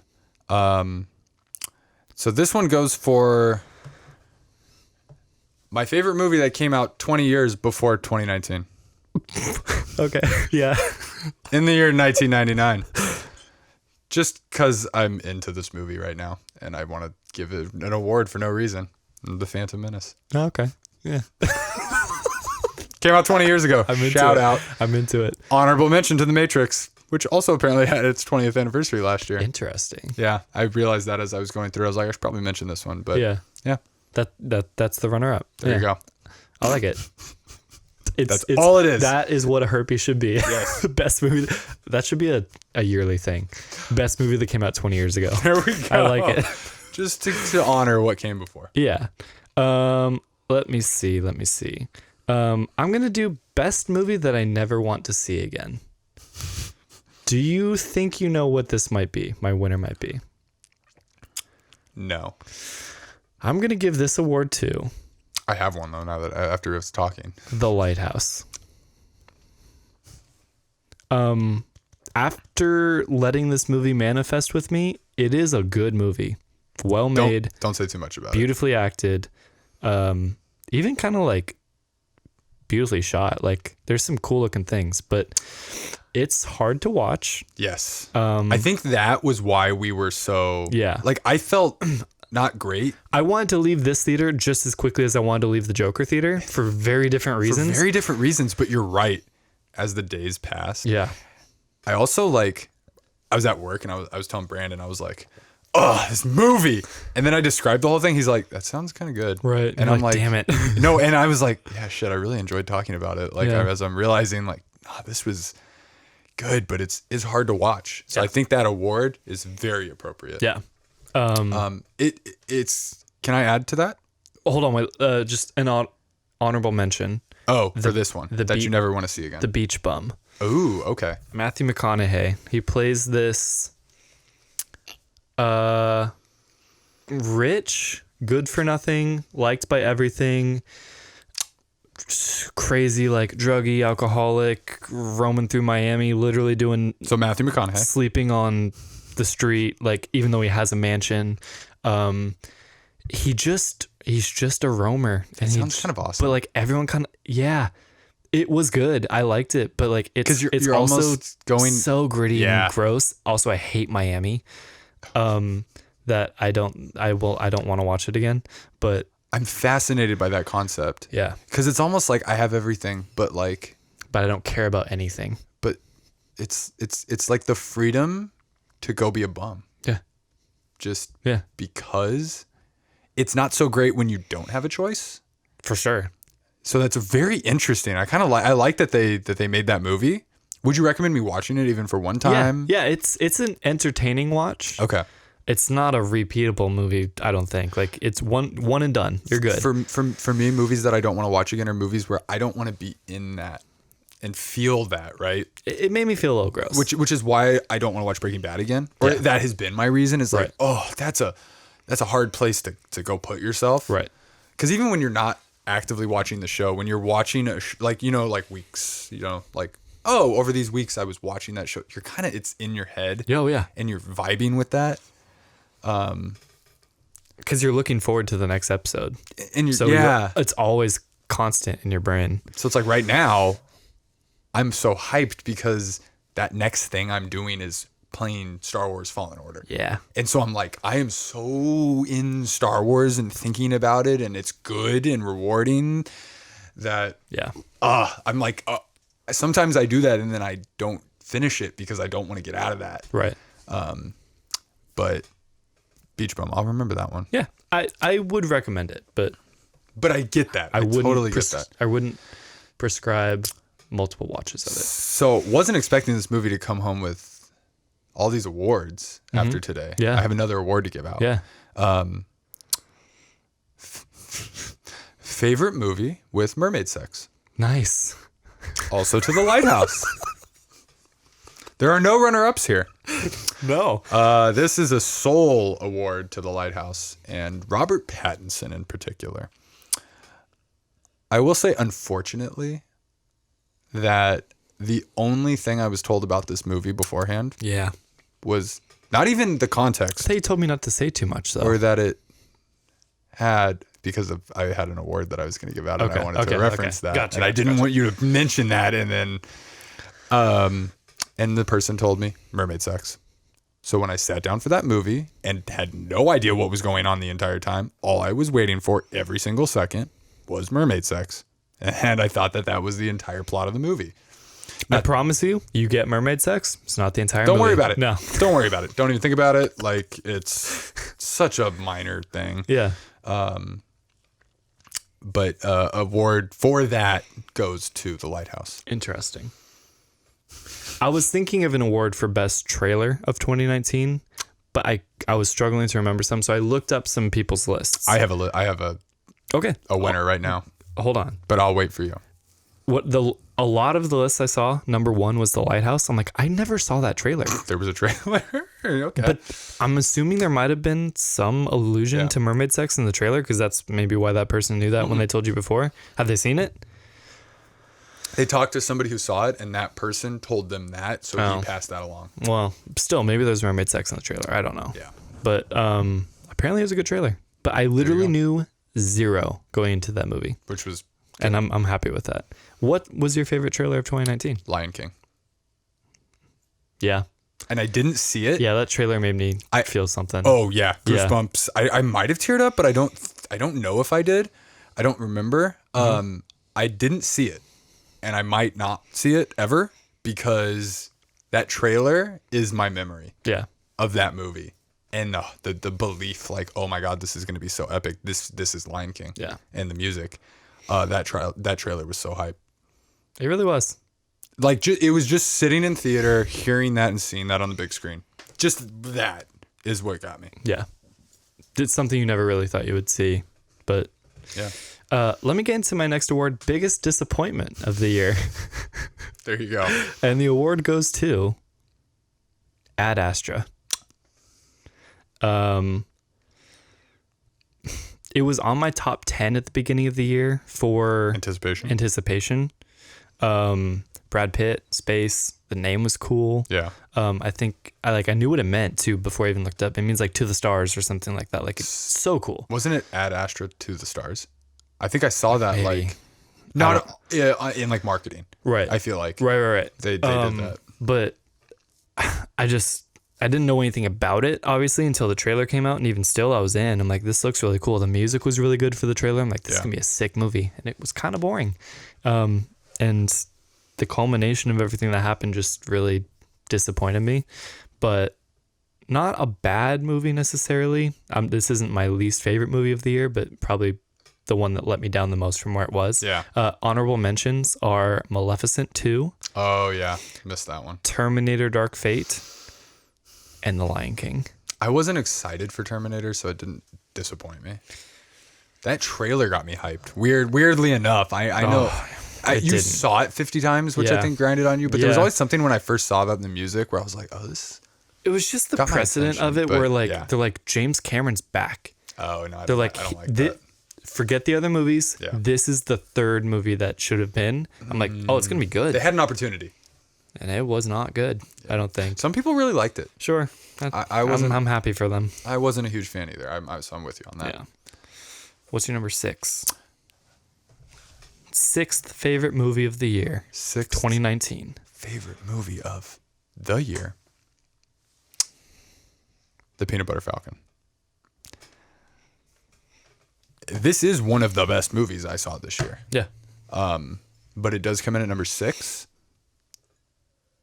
For reasons that will come out, I guess, over the course of the next... When you talk about the better movies? Five movies. Yeah. Not necessarily better movies, but movies that I better to your standard. Personally rank higher. Yeah. My favorite movies of the year, essentially, right? Yeah. And this one was not on my radar, even close. And thanks to you on this podcast mentioning it, I had to go see it. Took my grandma. Absolutely floored. Yeah. I don't usually go to see movies like that are slower and quieter and whatnot. There's nothing flashy about it. Nothing flashy at all. But as I've started to like open up my breadth of variety of movies that I go to see, now when I hear that, I'm like, ooh, I can imagine like what a good not artsy, but like this type of a movie is going to be. Yeah. And really like appreciate it. And oh boy, my favorite thing about this movie is Shia. Not necessarily performance, that it was bad, but just that we're here, that we made it here. Yeah. And that he made it through what he was going through. Still going through shit, probably. Because we all are. Yeah. At the end of the day. Yeah. And, you know, I loved him in Even Stevens, and I was never like a huge following him or anything. I loved him in Terminator. Like, to me. Was he in Terminator? Yes. Which he one? Was the first like 3. He was the guy. He was the star of the Terminator movies. He found Bumblebee. He was like, I associate Shia's. Transformers. Didn't I say Transformers? You said Terminator. Did I say Terminator? Yeah.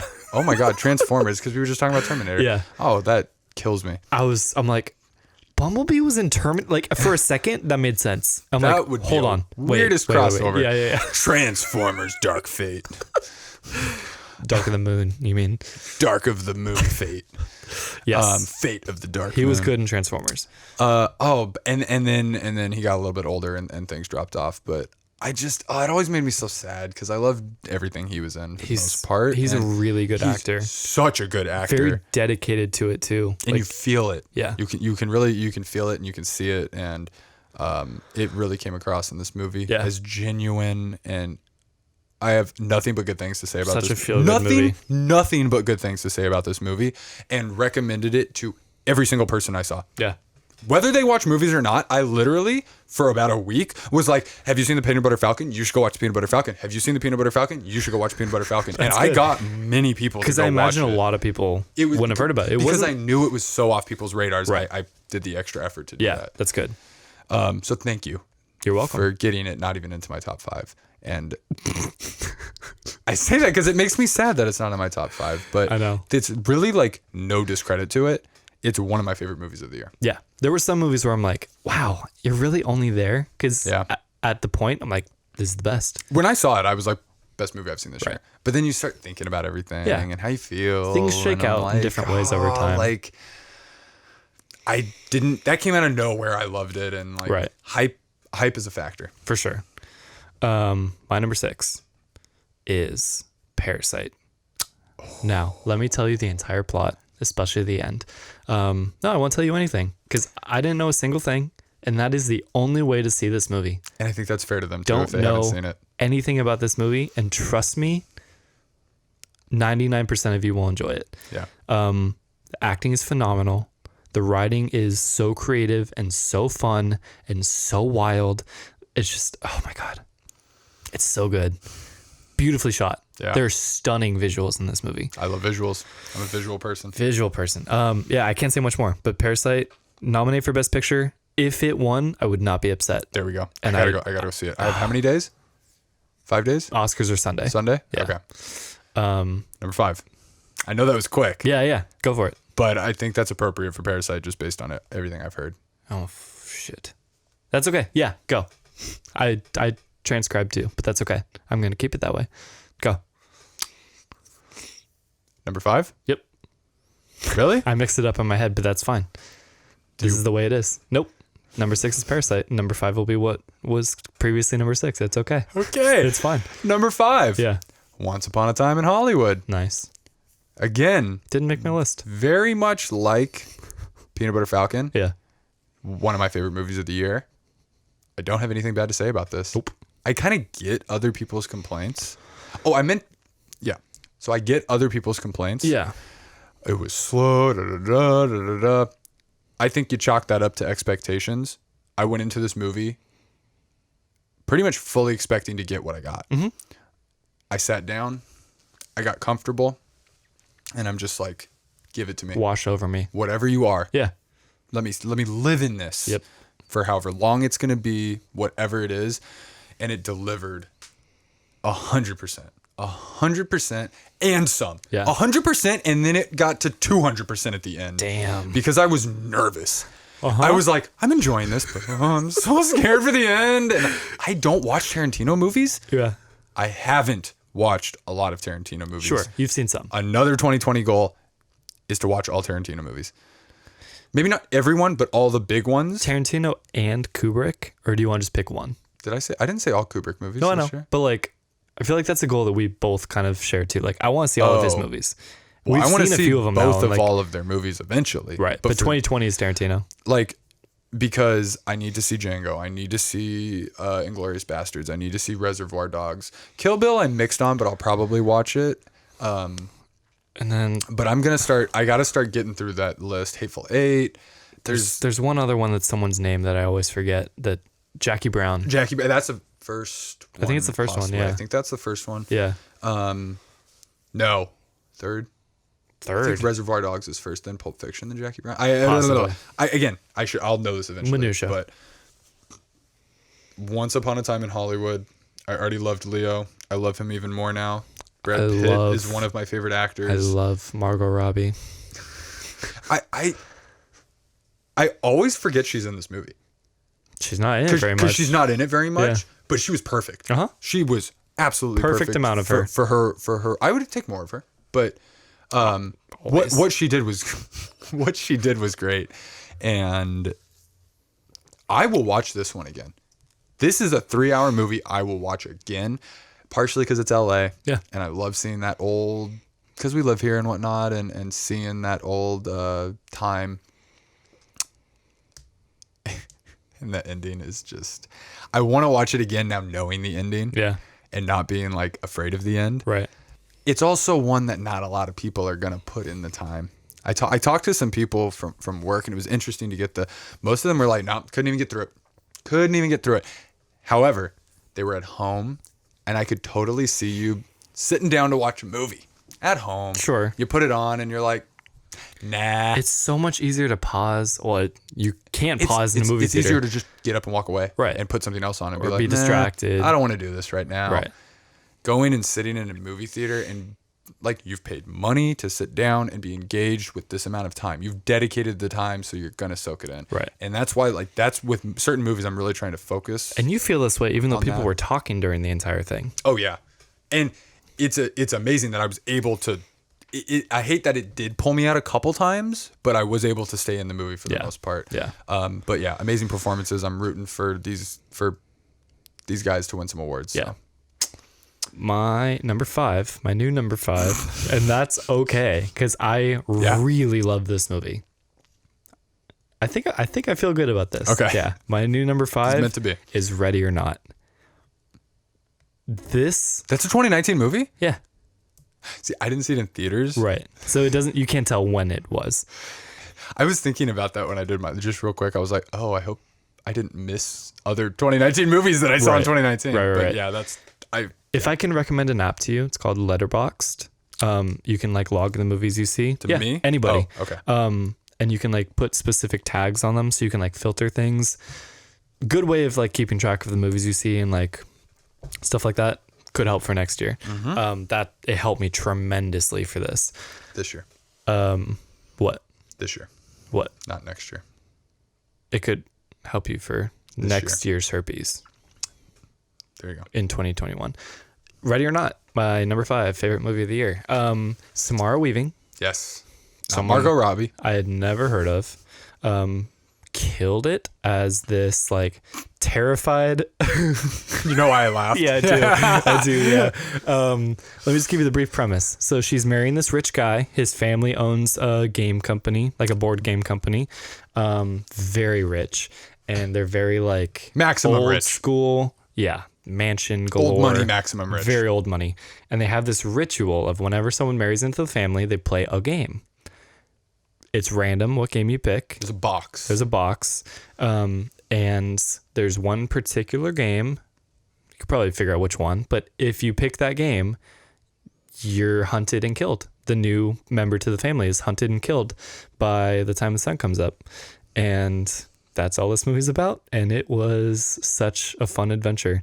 It's gruesome. It's kind of creepy and scary. It makes me feel slightly uneasy thinking about it. There's some squeamish points, but God, I had so much fun in this movie. And it was a $5 Tuesday movie too. It was a full rowdy crowd. That's a good crowd. It was perfect. That's a good crowd. I loved it. That's awesome. So much. So I saw this on Amazon Video Yeah. with my mom and my fiance. Uh-huh. Just to add some context. And it was great. It was a lot of fun. Yeah. I can't wait to watch this movie many more times. Yeah, it's not that long. So No. it's like an easy, like, anybody can watch this. Right. Just throw it on and watch it. To me, this is such a rewatchable movie. Yeah. Like even your favorite movie isn't necessarily something you want to watch like over and over and over again. This I'll watch anytime it's on. I'm with you. Do we want to take a break or do you want to give like one more award before the break? Let's take a break. Let's take a break. Yep. We will come back with our top 4 movies. 4 movies of the year and a couple more awards, some herpes to give out. Bye.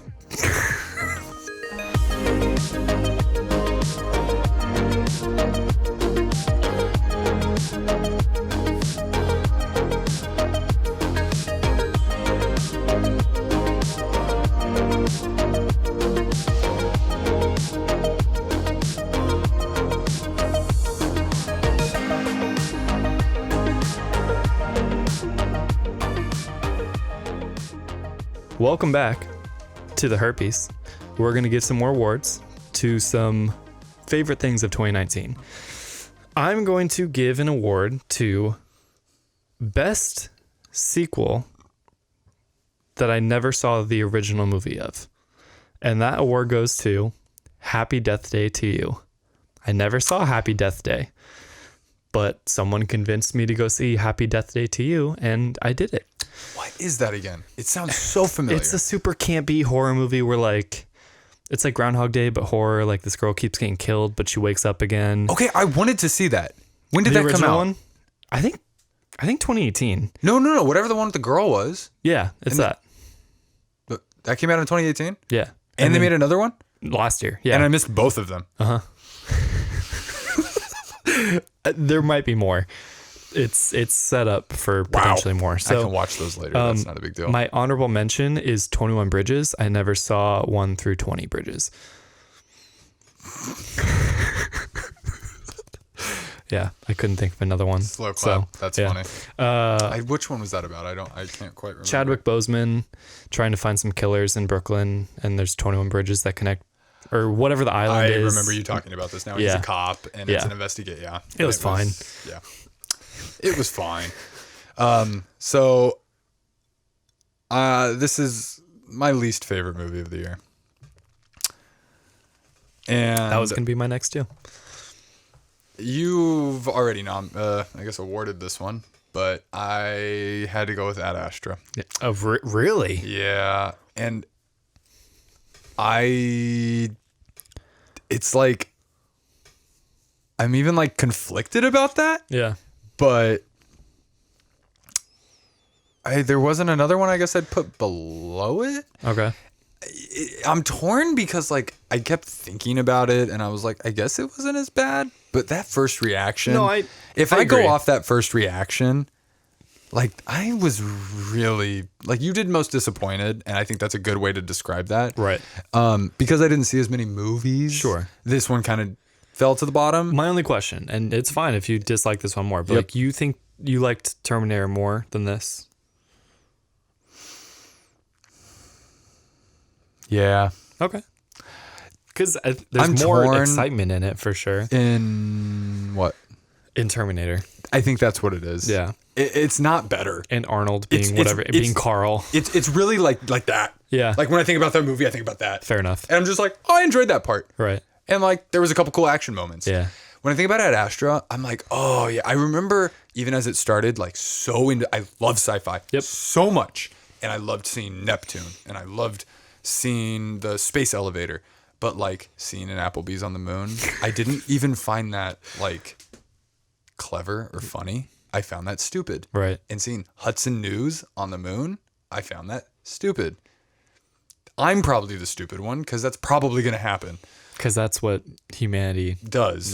yeah. I hope not. Right. But probably it will. I would love if we had to make new companies for the moon. That would be cool. That were space themed. Because there has to be something up there. Yeah. But not Applebee's. No.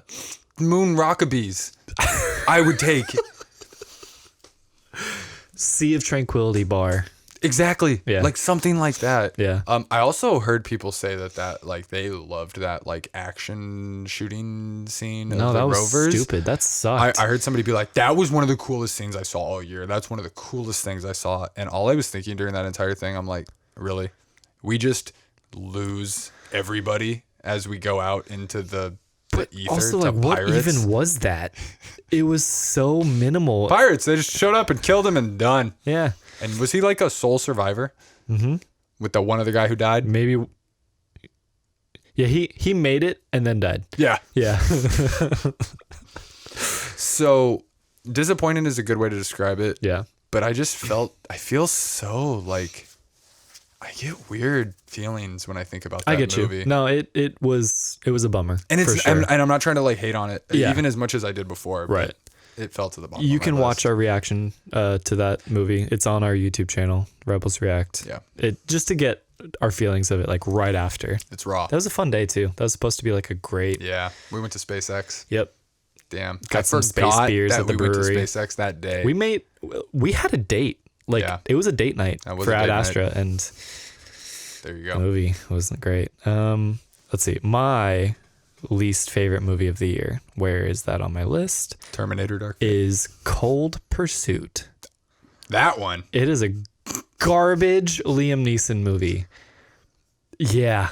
He plays I don't think I could ever put Liam Neeson at the bottom. he plays which makes me a even more sad. snowplow driver in like Wisconsin or something. Okay, yeah. And his kid done. gets involved in some like drug gang and gets murdered. So he then goes on a tear of trying to kill everyone in the gang with his snowplow. Why do I want to watch this? Dude, Why do I want to watch it's this definitely movie? not boring, but it is the most like what the F is going on for every single thing. It sucks. If I can be candid, Yeah. Liam Neeson might be the one actor that I could watch do anything. He definitely fits that mold of like, what if you did this though? Like, yeah, I get saw you. that. I saw that movie where he was on an airplane. I did And- too. I don't remember what it was called. Nope, don't remember what it's called, but he was on an airplane and they had to stop the people and we got to do this. It's called like On Board or There you go. Sure. In the Air or Yeah. something. Hijacked. I don't know. I'm still happy I saw it just because it's him. Yeah. I don't even care. Yeah. I think I watched Taken. Maybe. I'll double check. I have not seen the first one. That- I might 'cause- have only seen the third one. because I refuse that. That's a series. Well, I where I have to start at the beginning. Yeah. And I think Like, I watched it. If Kind of Funny ever does a Taken in I watched review, it. I I'll do watched it. it. Yeah. I watched it, I saw and it's shocking, slightly shocking. good, No, bad. yeah, Really? Where you're just like, oh damn. I thought everyone loves it. No. Where like in terms of what happens. Where you're just like, oh shit.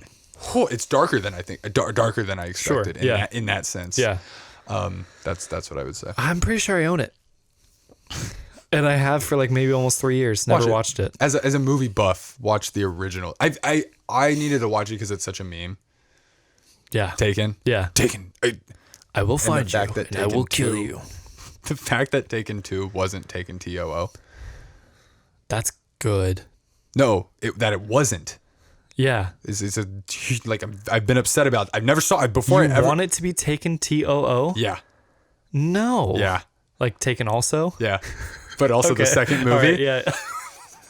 Yeah, all right, that might be right. That's such a Tyler Perry thing to do. I love that stuff. I But do it hate in a that. serious action Yeah. movie and Yeah, just yeah. be like, what? That's why they Oh my didn't. God. But it's like with a movie that's Taken, they were Taken too. Like, Okay, it needs to have a preface then, and then it's called Taken 2. Okay, like I'm not okay just with Taken that. 2, but like they were Taken 2. I'm good with That that. would be great. What's your second award for this segment? Scary movie Uh-huh. that made me laugh the most. Okay. The Curse of La Llorona. Wow. Did not see this. Don't plan to either. I don't watch these types of movies. Right. This is like the Conjuring universe kind of movie. Yeah, I think those are way more dark. And like I don't they? watch exorcism stuff. Like real That's dark. dark. I feel like Conjuring is like possession and all that kind of stuff where you're going to feel like bad. This one never. So I don't like those types of movies freak me out. This was when we went as a group to go see. That is the only way I'll see a scary movie. And so I was like, oh, okay, I'll get myself hyped up for this. Yeah. I realized this movie was like a big year for scary movies for me. Yeah. It started with The Curse of La Llorona and it ended with The Shining. right. And they're very different and it taught me a lot about the genre. But I laughed throughout this whole movie. Yeah. Because of what was happening or because of the reactions that your friends were having? No, because of what was happening. Really? I was just like so upbeat about all the scares. Interesting. Because I was never scared. Yeah. It was like I was kind of like, ooh. But it's so like almost like a Disney ride. I don't know why that just came to me. Yeah. But like a Disney ride where you're on a ride and you're like, like it's supposed to be scary. Yeah. Or maybe like Scary Farm where you're not like You're not scared for your life. You're not legitimately scared. Right. Like this movie was never going to give me nightmares, but you might get But you're a little anticipating the next thing. and there was never really any stakes. Nobody was really going to die. Huh. And so you didn't have to be like really concerned. Right. However, the people I were with were like freaked out. I might have been because they think it's possible. I know stuff like that's not a thing. No. It's just for the fun of being scared. Yeah. And so I think that might be why people get a little bit more scared of that kind of stuff. Right, because they take it home with them. You don't have to do that with a lot of these movies. No. No. I just To me, the creepiness Shining adds to it, but I just don't like jump scares. Oh, okay, yeah. Like at all. And then especially when it's like a really creepy thing that's Yeah. like freaking me out. Like I'm out. Like it's fine. Don't ever play Resident Evil 7. I haven't played it. I've just heard in VR. I do plan on playing too. Oh, I've heard about it enough. I'm gonna play. Resident Evil 7 is Right. the first person VR one. Oh, first person. And people said they had to take the headset off. Really? Like they couldn't do it. No, Yeah. I'm good. Yeah. Hard pass. Part of me I'll maybe wants watch to. someone play it, but Part of me wants to just to experience that thing that exists. Right. But it's bottom of my list. yeah. But yeah, I wanted to give a shout out to that one That's good. because I had a great time. I had so much fun. And Maya was a little scared. So it's like a little bit fun It to is like fun. that. be Yeah. like, I find enjoyment in the people I'm with being scared because Yeah. I can at least cover up that I'm scared. Yeah. And then therefore trick myself and being like, no, I'm having fun because these people are terrified. Like that's cool. My last award for this segment, my favorite book that I read this year, and the award goes to. What's your number 4?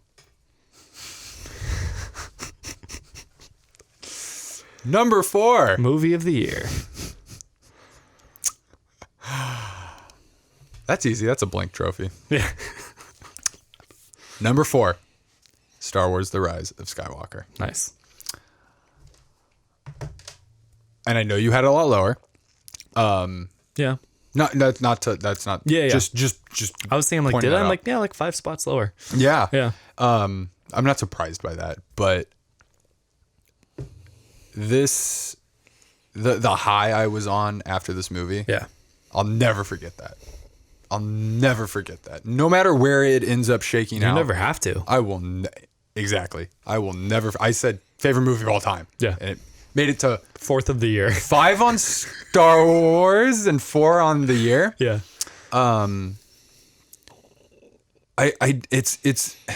It's hard to talk about. And I was thinking more about the sequel trilogy.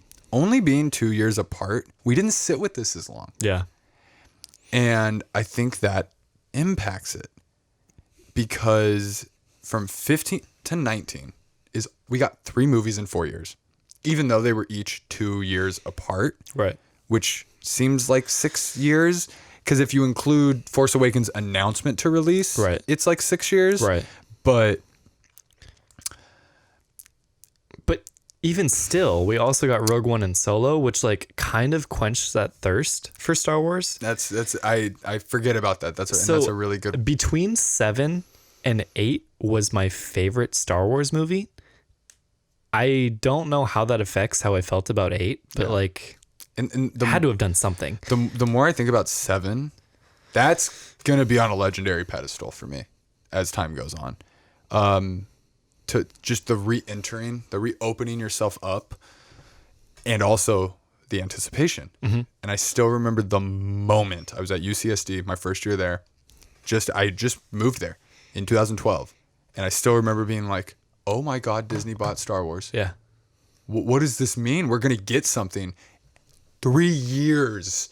The most out of any of those that we waited was for the first Force Awakens. Right. We waited in line. It was that hype of waiting in line. Yep. It's just that one's going to continue to rise up my list of all-time Star Wars movies. That was the most I was involved in a Star Wars release, because even the first 3, like my parents took me. Yeah. Or, like in the first one, I didn't even remember or know what was going on. But like this, I'm like, Star Wars is my thing. That's our movie. And I'm doing this. That's our movie. Yeah. Like, we naturally love the prequels more because we were children during them. But like, 7 is our generation's Star Wars movie. I love that movie. So, Rise of Skywalker. I think I've talked enough about this movie that I don't. You can watch our reaction video to that. Reacts video. Check out our ranking video. I have a lot to say about that movie. We talk about Star Wars a lot, and we will talk about Star Wars a lot more. I'll never stop talking about Star Wars. You can watch our Mandalorians. Oh yeah, we like Star Wars. Yeah, both everything. Just always. Oh yeah, you're wearing a Star Wars shirt. It's just it's movies. It's they're at the movies. It's the core of this show's DNA. Identity. Yep. My number 4 is the most recent movie that I've seen on my top 10 list. Okay. Little Women. I should go see this one too. I wanted to see Does this it interest you? Yeah. Oh, I wanted to see this one. I just haven't had the time. For sure. Weekends have been no movie option for me. Right. And so that makes it has been very difficult. It is a little long, which is a bummer. And that's another makes reason. it harder. I'll probably not see that one in theaters and watch it later. That's okay. It's okay. But this was just one of the most like heartwarming, feel good. I love that time period. I love like the old timey kind of stuff. Yeah. Acting phenomenal. Laura Dern is in it. I'm a strong non-proponent of Laura Dern. She kills it in this movie. Florence Pugh, who I gave an award to earlier tonight as one of my favorite new actors, she's in this movie. Did you say Florence Pugh? Yeah. Because right before that, I was gonna go pew pew. That's amazing. Because she does. She does do that. The pew pew. Yeah. Wow. She sucks. I actually like that about her. I hate that. Yeah. Whatever. Florence Pugh. I mean, Pew. Obi. I mean, Ewan did. I know. Wow. I just like to hate on Laura Dern, and I don't dislike the person. Yeah. But anytime I see her in a movie, I'm like, oh God. But she's good in this movie. That's awesome. She's very good. Emma Watson. Yeah. Saoirse Ronan. Star-studded cast, right? Or some newbies. Yeah. And Timothée Chalamet, who is my second favorite actor. What do you think you know him from? He was in The King. He was in Beautiful Boy. I know his name. Okay. He is going to be like arguably the best actor of our generation, possibly all time. Like he is unbelievable. He sells every single performance I've seen him in and then some. Timothy. TimothyChallamat. No. Yeah. MET. Yeah. He's 24. He's a young kid. But I want him and Saoirse Ronan to be together forever because Yeah, I don't know him. oh my god. Interstellar. Was he really? Yeah, I'll have to. That is a movie that I am upset I have not watched again. Me too, but so this is a weird side note, but Kind of Funny's in review series, they're doing a Nolan in review. So I will watch Interstellar when they go through that. What? Again? Yeah. Okay. For a second, I was like, watch it? No, I've seen it. I was like, you have to. Didn't we see it together? I saw it before it came out. I went to like a early screening of it. Yeah, I love that Maybe movie. the movie's different from what I remember even. Because like it was like one of those things where it's like, see this and let us know what you think. Oh, wow. Kind of things. Yeah. That's crazy. But yeah, I can't wait to watch it again to look for Timothy Chalamet. Very cool. Number 3. Numero 3. I'm very excited. So I know what one of yours is. One of my top 3. I don't know what the other 2 are. I'm not going to think about it either. Don't think about it. Yeah. Well, I'm going to hit you with this one that you don't know. Number 3. Yeah. Apollo 11. Nice. Yes. This is one of my favorite movie experiences ever. Yep. Ever. I wish that on demand I could call up AMC and be like, "Hey, can you guys throw Apollo 11 up on the IMAX? It has to be on IMAX tonight." Yeah. And I'm never going to be able to maybe watch that again. It is, of all movies that exist, I want to go watch that a couple times, maybe once a year. Yeah. On IMAX. Yeah. It's making me, I feel anxious right now that I'm not going to get to see that on IMAX again. Yeah. And that's why I had to make sure, even free Solo, I'm fine to watch on TV again. For sure. Even though I'd love to watch it in IMAX again. Right. Like, I guess with Apollo, I have to get a movie. I have to make a movie theater. Like, I've always wanted to do that, a home movie theater. Would a home theater work? No, yeah, that's where you what can I mean. like sit close to it and like, yeah. Because that's what I was thinking. I love space. I love history. I love movies and visuals. Yep. And to get to live Apollo 11, because I now feel like I was there when it happened, which is hard to fathom. It's mind-blowing that this was all original footage from the time it happened. Like, I'm always impressed. Like, I can't believe you guys filmed this much. And It's even the stuff happening in now. space. It's happening now. You do it for that hope of the future, Right. which is such a, I respect that so much, because you have to be so forward thinking to do that. And then it's so satisfying to see it realized in a movie like this. So I watched it again on the 50th anniversary of the moon landing. Because I it's on watched it with Hulu. my parents. It's on Hulu. Yeah. It is not as good at home. That's why I haven't watched it again. Yeah. And I almost don't want people to watch it, because it's like when you can see I'm getting goosebumps thinking about it again. When it takes off and you realize they shot a building into space 50 years ago. And brought them home. The zoom in the atmosphere of that thing going up where I thought it was CG and it's not. Yeah. It really is upsetting that it's such a movie catered for the big screen, but I do still think like watch it because it's important. Yeah. It's historical. Like it's stuff you have never seen before. If you don't have the opportunity to see it in theaters and you watch it, definitely. Like, I'm not saying don't watch it. Yeah. Like, it's worth watching for sure. This isn't American history. This is human history. Like, this is probably my favorite documentary. This and They Shall Not Grow Old, just because of how important World War I is, and both of which weren't nominated for best documentary. Yeah, I don't understand how they do that category. It's broken. It's weird. Once I saw that, I was like, I don't care about this category. There are a lot of important subjects. Like Apollo 11 was not nominated. Nope. That's fine. That's at the end of the day, Academy Awards are great. They're not definitive. We got Free Solo winning last year, so like it's hit or miss. But they don't. To me, that's just a reminder that don't let that determine how you feel. Just throwing that out because no one feels the same about everything. Like it's all your personal preference. So I've watched some interviews and stuff with some of the Apollo guys that were involved with that, just because they did a lot of anniversary stuff last year. And I think some of them mentioned that movie and how like they didn't realize the scope, and like even for these people that lived it, to like watch that and remember that and see that, it's like it's big for them. Like I heard them say like, we knew this was important. 50 years later, they're like, we didn't realize how. Like even then when you were doing something that had never been done. It's crazy. Yeah, I can't. It is insane. I'm speechless almost. Yeah. Yeah. It makes me excited for future space exploration. It will.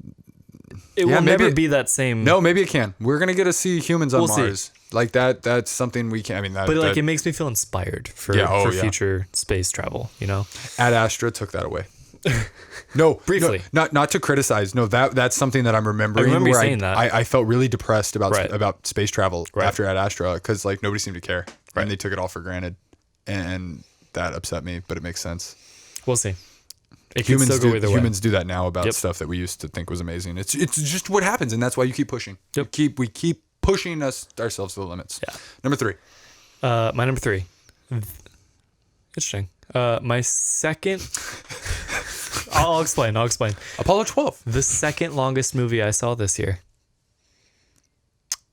My number 3 is 3 hours long. Avengers Endgame. There it is. It Three was for the lower 3-hour movie. for a lot of the year. It was actually lower. Yeah. Like there were more movies since. So I'm like, yep, that I have that higher. And then since I've seen more movies since, where I'm like, yeah, but it's not as perfect as Endgame. I'm like, yeah, Endgame is higher. They were smart putting that out early in the year Yeah. because it was the context for everything. Yeah. Including Star Wars. Which sucks. But In that'll sucks for pure Star Wars fans. But that'll like, fizz over time. since we've become MCU fans as well, like it was the most amazing experience in a movie theater I think I've ever had. Yeah. So much hype. Yeah. Unprecedented hype. Yep. And it lived up to it 200%, as you said Highest earlier. grossing movie Of all time. Bar none. Like Yep. it I'm happy they got that title. Yeah. It needed that. In its first run. It deserved only run. No. Yes. They brought it back. They didn't bring it back. I think they extended it No, a little bit. Remember they It wasn't gone. It was never gone. okay. But they put that hey, we added some stuff Sure. to get people back. That's fine. Like they cut movies short because of performance, so they extended it because of performance. I will be a stickler for that. First run. Avatar had like how many? I don't even know. Yes, if we did it ever leave? I think so. It was out for a long time, but then they did bring it back. Right. And they did that 3D special edition one, which doesn't matter. Because Avatar I didn't see in 3D the first time. Right. And then we went and saw it in 3D. Yep. Which was cool. I But, love yeah, and appreciate both. I'm not being hard on doesn't matter. anything. Adjusted for inflation, it's not close. Yeah, not even. So I it's- need to watch that someday. Gone with the Wind. I do need to watch that just because. Star Wars is up there too. Yeah. Just like it's so insane how many people were in this movie and how perfect they all were and how they all fit into the universe and with each other and each other's timelines and storylines. And How many times have you seen it? I think I saw it 3 times. I think I saw it twice. Yeah. And I want to watch it again. Yeah, I'm excited to watch it again. God, it's so good. I'm gonna wait till I get through. Yeah. Easy 5-star movie. Yep. Perfect 10. Perfect. Yep. Perfect. I wouldn't change anything. Nope. That's all I got. I'm assuming most people have seen Endgame. You understand how good it is. What's your next award? My next award. Let me double check.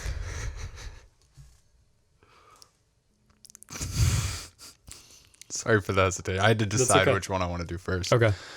Best new technology that doesn't matter because the movie was so bad. Nice. Good. Gemini Man. I really, for a split second, I'm like, please throw me for a loop and say something else because I know it has to be Gemini Man. Stick but figure action movie on YouTube or something like that. Yeah. That's a great award. Yeah, it's really conflicting because so the intention of this movie Yeah. was to push the medium maybe not push the whole medium forward, but to attempt something new for the medium, and specifically for CGI, and that being the high frame rate. Right. I think 240 frames per second was the goal. Yeah. And no theater in the country showed it in its ultimate True form. form. Its true ultimate form. Right. However, one theater in California, amongst a few other across the nation, was showing it in 120 frames per second. Wasn't there like a 2K versus 4K or something? 3D, like yeah, because that was and I don't remember. Regardless, it was super unique. So, for context, we went to see The Hobbit in 48 frames per second, or 36 frames. I forget what the frame rate was. And we left. We walked in, sat down, realized, got up, and left. This one we literally booked to go see for the frame rate. Right. That aspect of the movie held up, absolutely. And I can see this being used in the future. However, about 25 to 30% through the movie, I was starting to realize that it wasn't what I thought it was going to be. Nope. I thought this was the Will Smith Returns movie. Yeah. His is his comeback. Yeah. And unfortunately it wasn't. And it's a bad VR game. Yeah. It's pushing the medium, but not the substance isn't there. But I'll take that comparison. Yeah. Because I'm sure there's been a ton of VR games that are garbage, but like they're testing how they can use VR. Yeah. And if there was only one VR game and it had a bad story, yes. I think that's my hesitation for the comparison. Oh yeah, there are good VR games now. No, but even like, initially. The first VR game wasn't good. Only movie that's not with this technology. Well, right? Yeah. So we literally have nothing to compare it to. That's true. I guess they could have made a good movie with it too. Tech-wise, I like that comparison. Yeah. So no, that's why I'm saying, in terms of like, imagine if there was one VR game and you put that, you'd be like, oh my God. Right. But like, you're like, there's nothing to do. This is stupid, right. But whoa. Right. So no, I love that comparison. Yeah. But just to tweak it, I get you. Just slightly. I get you. Where you're excited for what's going to come. Yeah. And we'll see. Something I really appreciated about it was that they went to Budapest, where I had literally just been. And I'm like, I know that street. I was there. Like, that was so much fun that for me. alone made it pretty cool. Yeah. No, they were in the Bads. They went because I don't think you made it there. I did not go to the Bads, and but I knew where everything was. That's where I went. So the second they were there, I was like, hey, that's the place that I told you. Stuff like that is fun. Went. Like, I can't wait for Black Widow for that reason. But then at the Bads was one of the weirdest scenes ever, where the guy was like, but also this movie is like, you get to a certain point where you're like, whatever, man, I don't care, just do whatever. And it's, the absurdity keeps ratcheting. You can have a good time watching this movie. Absolutely. It's not a good movie, but you can enjoy watching it. It's not a horrible garbage trash fire that you should never watch, but it's. I wouldn't recommend it. No. You have one more award? Mm-hmm. Okay. God. Okay. Yeah, I'm gonna save my best one for last. Obviously, the award for most tears shed during a movie this year goes to A Beautiful Day in the Neighborhood, and it not only gets the award for this year, but all time. Damn. For me personally, I'm sure it hits everybody differently, but like, this movie made me actually sob. I was thinking about the movies that did that to me this year. Yeah. It's probably the most ever. Yeah. I haven't seen this one, but something now about I'm nervous. Who Mr. Rogers was. Yeah. Portrayed by Tom Hanks. Yeah. I'm done. Who found out he was related to him? Really? Did I not tell you that? No. Like, either right before filming or like before release, he found out he was related to Mr. How Rogers. closely? Like a couple. It's not horribly far, but it's not like cousins. That's crazy. Or anything. Yeah. And I was like, because I think there was some, like, Mr. Rogers is a very special, like, icon, where there's some hesitation there, and that made him feel better and more comfortable with portraying him. Sure. Which I clearly came across in the performance. Yeah. Nominated for Best Supporting Actor. I heard somebody's criticism of this movie, which I haven't heard from you, is that this movie's not about Mr. Rogers. I mean, it is. I don't want to know. Okay. I mean, you can tell from the trailer, like, I've not seen it's Mr. Rogers through the eyes of somebody. else. Okay. But I'm if fine it with weren't that. for this guy Yeah. and what surrounds him, Yep. you wouldn't get the stuff that made me cry in this movie. Then I'm cool with that. It's great. That's awesome. Honorable mentions Yeah. I are have some. Endgame, Okay. 5 Feet Apart, which I mentioned earlier, and Dark Phoenix because I was bored to tears. Bored to Tears. That's a band. Yeah. Save that band name. Yeah. No, I'm serious. It's a good it's a good name. Because It's actually not but maybe great. BOARD. Yes. Yes. You don't want to give people the impression that you're boring, but But maybe like wait, why an would they emo punk band, right? Yeah. Bored to tears. Yeah. which I do want to start with you. You guitar, right? Yeah. Okay. I've got it down. Yeah, no, I already Do discussed. we need someone else? I discussed this with Maya. Okay. Yeah. I'm It's not going to happen until the future. Okay, cool. But time for her to Keep listen. that in mind. Yeah. So I have some honorable mentions. Yeah. Endgame. Yeah. That was the first movie of the year that made me cry. Toy Story. That was the second movie that made me cry Yep. and really hit me. Yeah. And then Star Wars. Yeah. Oh God, yeah. Those three, like I'll always remember. It was only specific scenes though. It was spoilers? Or no? No. No. I'll just leave it with that. I know it's good when I can see a movie multiple times and it makes me cry every time. Yeah. So Endgame and Star Wars, the same points, equal amount of tears. Like it's the same impact, meaningful stuff that it was from the hype of the first time. Like that's good. I've seen Rise once. I know, that's crazy. It's insane. Go to see it me. again. I'll go with you. I need to see it again. Only after I see the other things that I need to see if it's still out. I'll I know. stay tuned though. Yeah. So I have one more Ethan's last award of the night. special award.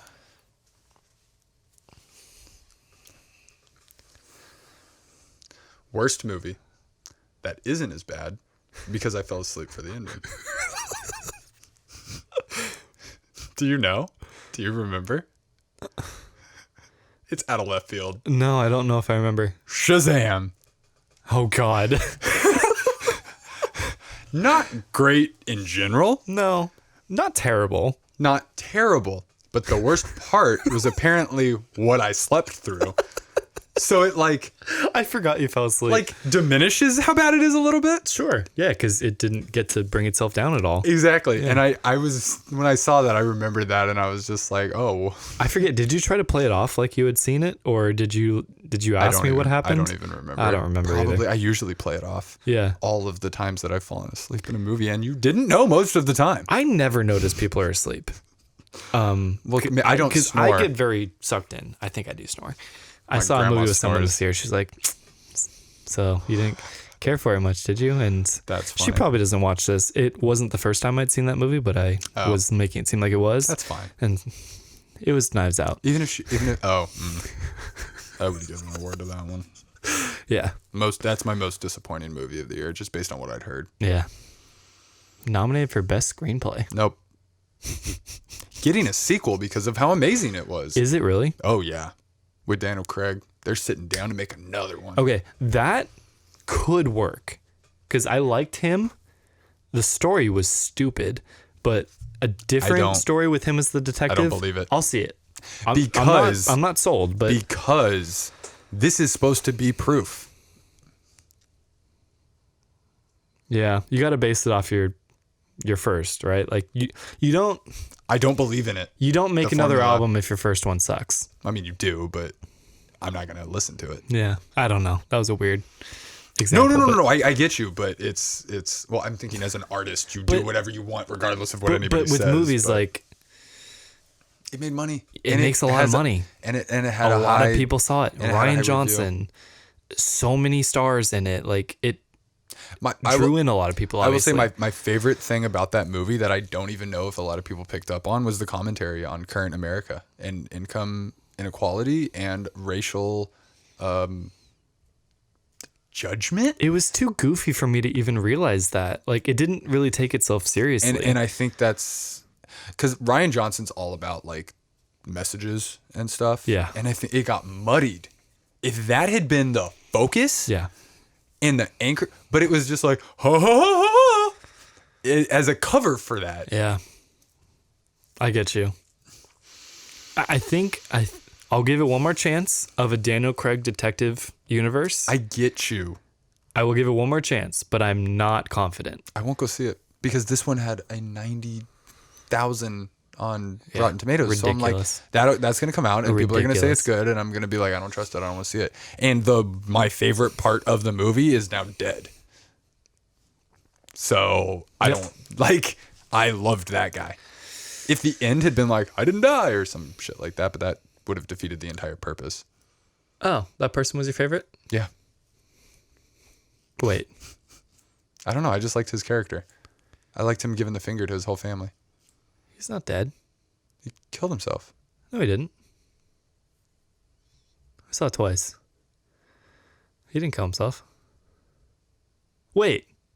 Sorry. I'm thinking of the wrong person. I'll cut that. All good. No, keep that. I'm still trying to figure out what's going on. It's all good. Don't worry about it. Okay. I know what you're talking about. Okay. Okay. My last award is the only tie of the night. It goes to two parties. This is your last award. The award for oldest romance goes to, I almost called this movie and out. I kid you not, Helen Mirren and Ian McKellen and Captain America and Peggy Carter are both combined 154 years old. You not. Well, yeah, because Cap is 100 something. I'm not kidding. Yeah. To the year, they're exactly the same. Oh, okay. So I looked it up. That's cool. Yeah. Helen Mirren 74, Ian McKellen is 80. That's 154 years. Captain America in Endgame is 105, and Peggy, when he goes back to see her, is 49. That's 154. They confirmed the year he went back to?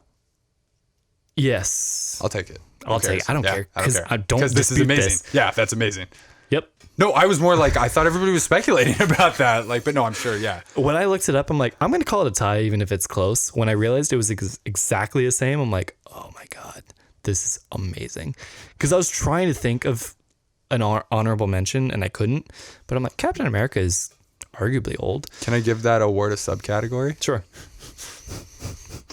Differentiating couples that stay together and don't? yeah. But I don't know what to call it. The Good Liar is the movie, by the way. Didn't even mention that. But I saw that on my list. That was like possibly the last movie I saw. In your life? In theater? Mm-hmm. You haven't been to the theater since then? Star Wars, maybe? Yes. Before has to be, after right? that? I don't remember. You got to make use of your A-list, man. Dude, January, December have just been crazy. I know. There's bad movies in January, though, so it's fine. Yeah. Number 2. You should know generally what's left, but number 2, Joker. Nice. Yep. It stayed up there. Yep. It stayed up there. Good. And again, I'll never forget coming out of this movie. One of my favorite movie going experiences. Yeah. In terms of just like even in the evening and the day, and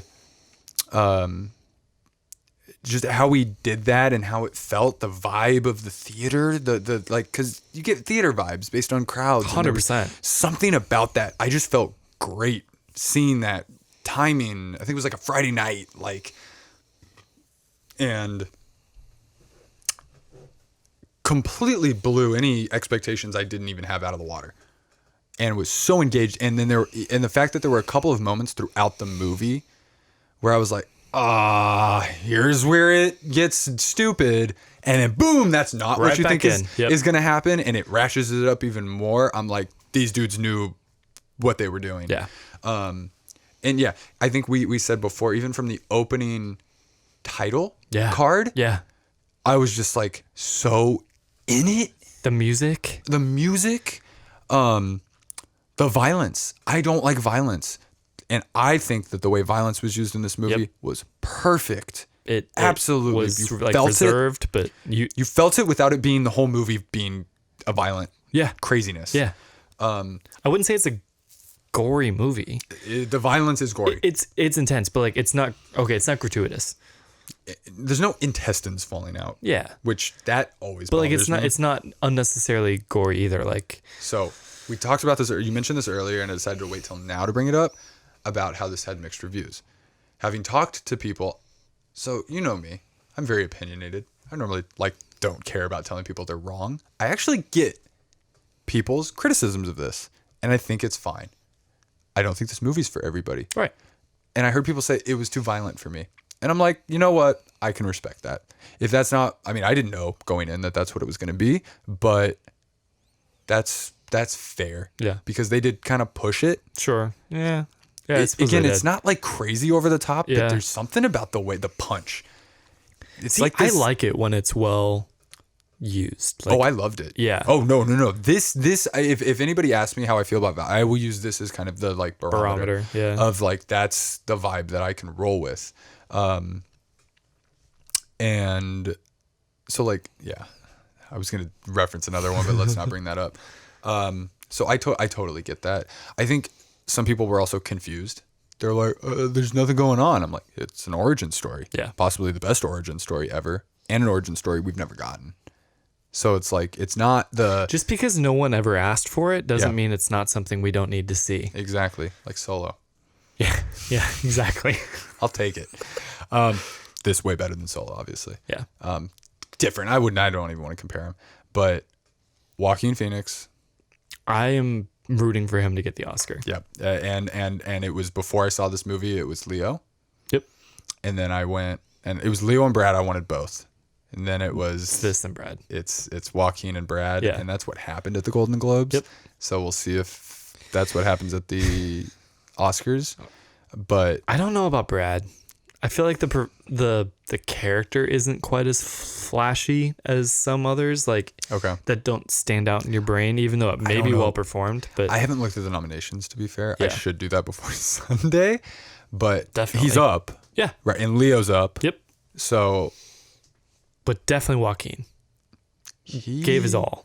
Which is even more of a testament. Now, we did a Reacts video after, and not to diminish or discredit Heath Ledger's performance, but I made a bold statement that I think that this was up there and Yeah. potentially better. They're very different performances. I think they both bring something, and I don't even want to compare them at this point. That's what you said. You said you didn't want to compare. And I still really do feel like that. Yeah. I because we wouldn't have been here without that, but I think what we The always way I- want is new iterations of things. So like, Will Smith, Genie. right, like so Donald Glover, don't Lion King. compare them. Just Appreciate them. appreciate it so that you get more in the future. Appreciate everything. It's like sports goes. I want another Genie. I don't want another someday. one now. No, I do. Maybe, yeah. I do. And there why not? will be another Joker someday. Yeah. And obviously there's gonna be more Batmans and like everything. Like it'll happen. So just appreciate what we have. Yep. This one was fantastic. Yep. And we'll see what happens in the future. That's my number 2. What if 2 people win the Oscar for playing the Joker though? That would be cool.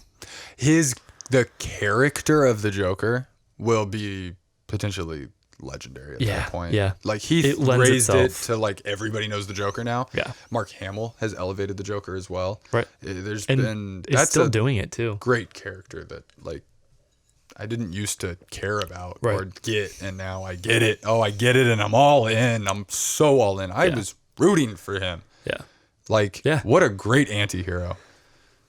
Beautiful. Love it. Even though he probably isn't even an anti-hero. He's just a villain. Like, but I almost No, I want get you. to call him an He's- anti-hero. He is Like, because everything is playing against him. yeah, Like you get it. society is betraying him. I could talk about this movie all day. Yeah. I love it. Number 2. Number 2, The Peanut Butter Falcon. There it is. Such a beautiful movie. I knew it from the second I left. I wanted to tell so many people. I wanted to watch it with so many people. I did what you did, what I did because of what you did. Right. I feel like that happened with this movie a lot. I think so. People, It was definitely word of mouth. because there wasn't a lot of marketing. No. But I forget his last name, but Zach. Yes. Phenomenal. Mm-hmm. Shia was great. I like Dakota Johnson, who I don't always like. First time I've liked her. Yeah. In a row. Everything about this was just heartwarming and funny, genuinely like hilarious, and some tense moments that I'm like, oh God, I don't know what's going to happen. And it's just, you're hanging out with 2 dudes who are unlikely buddies. Yep. And God, it's perfect. I'm really happy you put this at 2, because like I could have Yeah. easily. Yeah. It wasn't on my radar at all. Yep. And I heard it on a podcast. I'm like, I trust your opinion. I'll go see it. And it lived up by far. That's all. I'll watch that. That's one I'll watch again. Yeah. Easily. Yeah. Didn't you say something about like a potential sequel someday? You had heard. And I was watching interviews and watch this movie and then just go watch interviews of the three of them. Yeah. It's almost it's like bonus content. But just like they light up Shia and Dakota with Zach. You can see it in their faces. They just light. I imagine it's up. hard not to. And they were talking about doing a sequel, and I think Zach was suggesting some ideas and about like I don't remember the specifics, but they're like, let's do it. Right. So maybe it could happen. I'm in. Yeah, I'll see it. I'm all for that. It can't be bad. It'd be a different movie. You'd have to make a different movie. But with them, yeah, I'm gonna enjoy it just as much.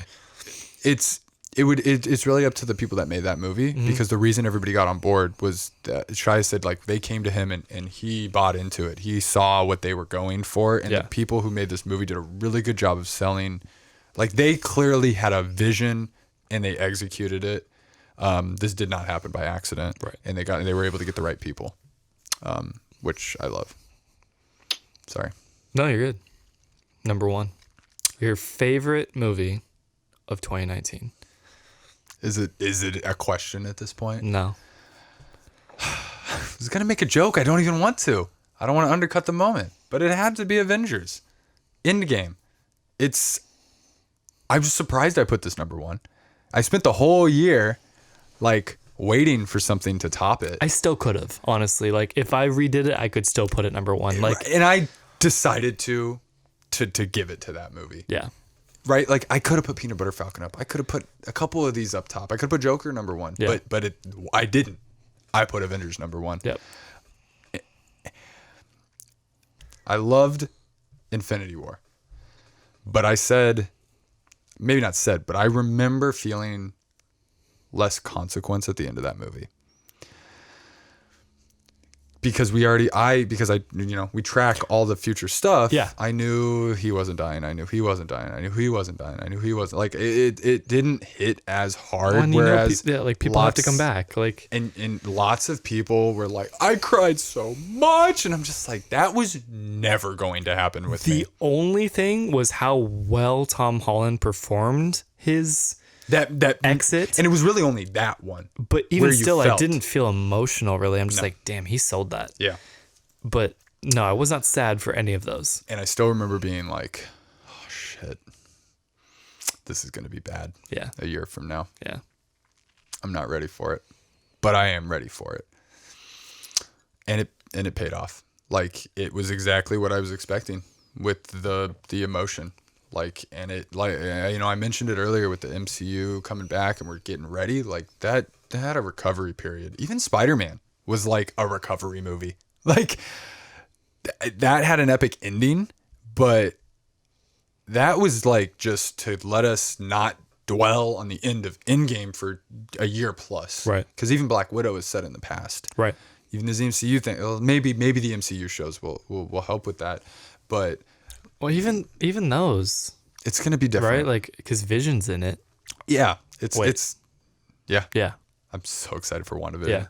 Oh, I'm sorry for another time, but just everything you said earlier to get this many people together. This is the movie that shouldn't have been possible. It still doesn't seem possible, and they nailed it 10 out of 10. And I really like. This is I want to give a shout out and a testament to all the actors and actresses because they made this happen. Nobody had an ego. Everybody put egos aside and they made magic happen. Never in the MCU I'm like, wow, that was poorly acted. Never. Everything is believable. Like Chris Evans is Captain America. RDJ is Iron Man. On and on and on. Like it's never an acting performance. Like they are those people. And there was a stigma when they started. Oh, you're a superhero movie actor. Now, you better get in one of these movies if you want to elevate yourself. Like, oh, he was in that one. And, oh, you've been in a Marvel Cinematic Universe. This has redefined movies. The Game of Thrones cast is jumping into Marvel movies. Oh, man. Kumail Nanjiani, Yeah. Angelina Jolie are co-starring in a movie. Yep. Kumail Let's looking do fantastic too, Let's by the way. do it. Whatever is going to happen next, I'm excited for it and will forever believe in because of this movie. Generations from now, we'll be able to say, yeah, we were there. Like, that's a movie you'll be able to say you were there for. I had 103-degree fever for that movie too. Did I know that? I don't know. I was very sick. And I don't remember feeling that way a single time. Nope. Like, that's amazing. I was not in my body. Yeah. It was... I just remember being so fixated on it and just so engaged, and nobody ruined it. Nope. It was literally perfect. It was perfect. Even Star Wars wasn't. Like, at the beginning, like, people streaming in and people kind of like murmuring. I'm like, the freaking theater being what they were. Oh, that whole experience. That sucked. Avengers was picture perfect. I'm not even upset about it. That's what happened with Avengers and Star Wars and whatnot. No, I'm not either. I'm so happy that Endgame was what it was, and will forever in history be that. And Kevin Feige is now legendary. And let's go. Let's go. So Avengers Endgame was my 24 more movies. Favorite movie of the year. Fantastic. My favorite movie, another epically long movie. Something I wasn't expecting to like as much as I did, but Once Upon a Time in Hollywood. I thought you said it wasn't on your list. I was joking. Okay, because I was shocked when you said that. No. Yeah, no, that's my favorite movie.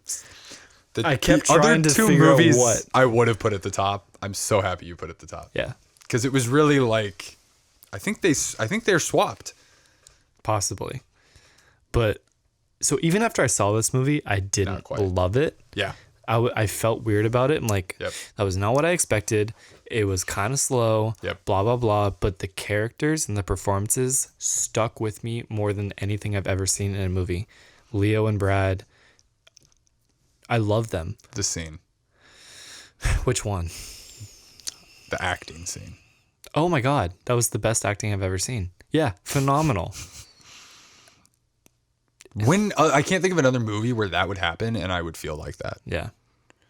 He has his Oscar already. It was a long time coming, but he deserves another one. Multiple movies he deserves Oscars for, but yes, I know he deserves one. Actually, we were just talking about Joaquin, so he may not get it, but I think he deserves one for this. But it just star-studded cast. I love Leo. For a long time was my favorite actor. He's been brought down a little bit. Margot is my favorite actress. Like all that. Like I am a fan of Quentin Tarantino movies. I don't necessarily love them, even though Inglourious Bastards is like, I think a masterpiece. That's the one I hear a masterpiece. Yeah. Partially why I'm saving it. Yeah. Wait until you're like not feeling anything about it and then watch it. Like don't go into it too hyped. Yeah. Like I don't know. It just nothing has ever stuck with me this long where I'm like, damn, yeah, I genuinely love that movie. Is it up for Best Picture? Oh yeah. Good. I don't know. I think it might win. I'd support that 100%. Yeah. There's a few that I support, but I do think it will win. Yeah, I mean, if we're talking Best Picture, that would be my pick for number one. If it over Joker, over Avengers, over all of that. I'll take Tarantino winning Best Director because to me those are similar. Did he win screenplay? Is that what happened? He will win that. Did he get that at the Golden Globes? Pretty sure. I think that's what he got. Yeah. I'll take Tarantino's director to make room for like a Parasite to win because people like that, directors like that, they may not get this opportunity again. Like I'm cool with that. Yeah. But we'll see. I'm so excited for the Oscars. Yep. As always. This is going to be my first Oscars Academy Awards where you're like this invested. Where I'm this like knowledgeable and up to date or like in the loop of what they're talking about and where I can be like, oh, that and that and whatnot. So yes, I'm very excited. Who's hosting? Is there anybody hosting? No host. Good. Second year in a row. That's no good. Host. That should be last year was good. What it because the host makes it about them. Yeah, exactly. It's not about you. No. That's an old format. Doesn't really fly anymore. Yep. I think this is make it about the movies. 100%. The Oscars. Yeah. So I'm very excited about that. Can't wait. I don't know. I can't. No other awards. I can't think of anything else. Avengers and Once Upon a Time in Hollywood is a good way to end this. I think we very well covered And Joker and Peanut Butter Falcon. our year in movies. Those are my four That's favorite a great movies top four of the year. Yeah. Essentially. Apollo 11 is like this like 1B thing for me personally. Best documentary by far. Like, apparently not. But God, this was a pretty good year for movies. Can't wait for the next one. Is 2020 going to be as good? I guess we're gonna. It's supposed to be. We're gonna have to wait. That's and see. what everyone keeps saying. Like, I was looking at the list. And Yeah. it's pretty hype. Real quick, I know you might not have one. Do you have a most anticipated movie for 2020? I do. Just one. I do. What is it? I have my list. My top. My most anticipated movie of the year is Dune.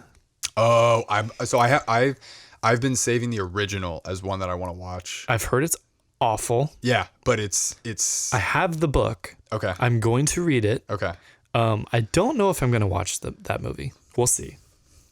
Usually I would. Yeah. But I don't know if I want to tarnish my feelings about it in any way going to the movie. But Denis Villeneuve, who is a fantastic actor, director. I'm pretty sure he directed Arrival. I know that name, yeah, which I still need to see. You haven't seen that? No. I thought you had. No, That's a great sci-fi movie. And just the cast is unbelievable. Just like, I like sci-fi that's not too heavily focused on being like outlandish and crazy, like in the way Ad Astra was. Yeah. Like, it's believable sci-fi, and I feel like this is kind of that same thing. So I'm very excited for it. No, I forgot Dune was coming out. I don't know all the movies. I can't remember off the top of my head all the movies that are coming out. You're most looking forward to? If there's an image that comes, it's James Bond. It's No Time to Die. Oh yeah.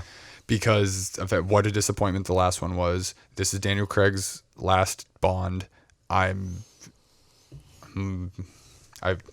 see. I have high expectations that I'm going to try to temper, but I'm very excited for the James Bond movie. Quadruple Grammy winner, Adele? Billie Eilish? Billie Eilish. Did she win 4 or did she win 5? She won 4. Because I thought I saw her holding 5. I'm pretty sure she won 4, but like unprecedented. Like only one other person has won the 4 Oscar Grammys she won. Yeah. First female, youngest to do it. Like, I've been telling people about. She's gonna be the name of our generation. She's setting the tone and changing the culture right now. Yeah, for sure. Not a lot of people realize that. They're confused. It doesn't even mean I love all her songs. It's because it happens without you either realizing it or not, or liking it or not. Yeah. But I agree. Because of what it is. She's different. Yep. I love it. Yeah.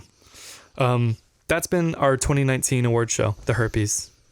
The inaugural show. If you have been listening, you can watch our show on YouTube, the Huber Rebels YouTube channel. If you have been watching, you can listen to us on your favorite podcast streaming service.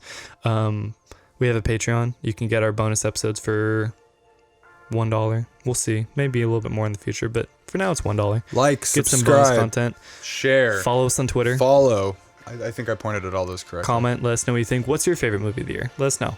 But I've got nothing else. My name is Jordan. And my name is Ethan. We are the Huber Rebels. Until next time. Welcome to the rebellion. Here's to 2020.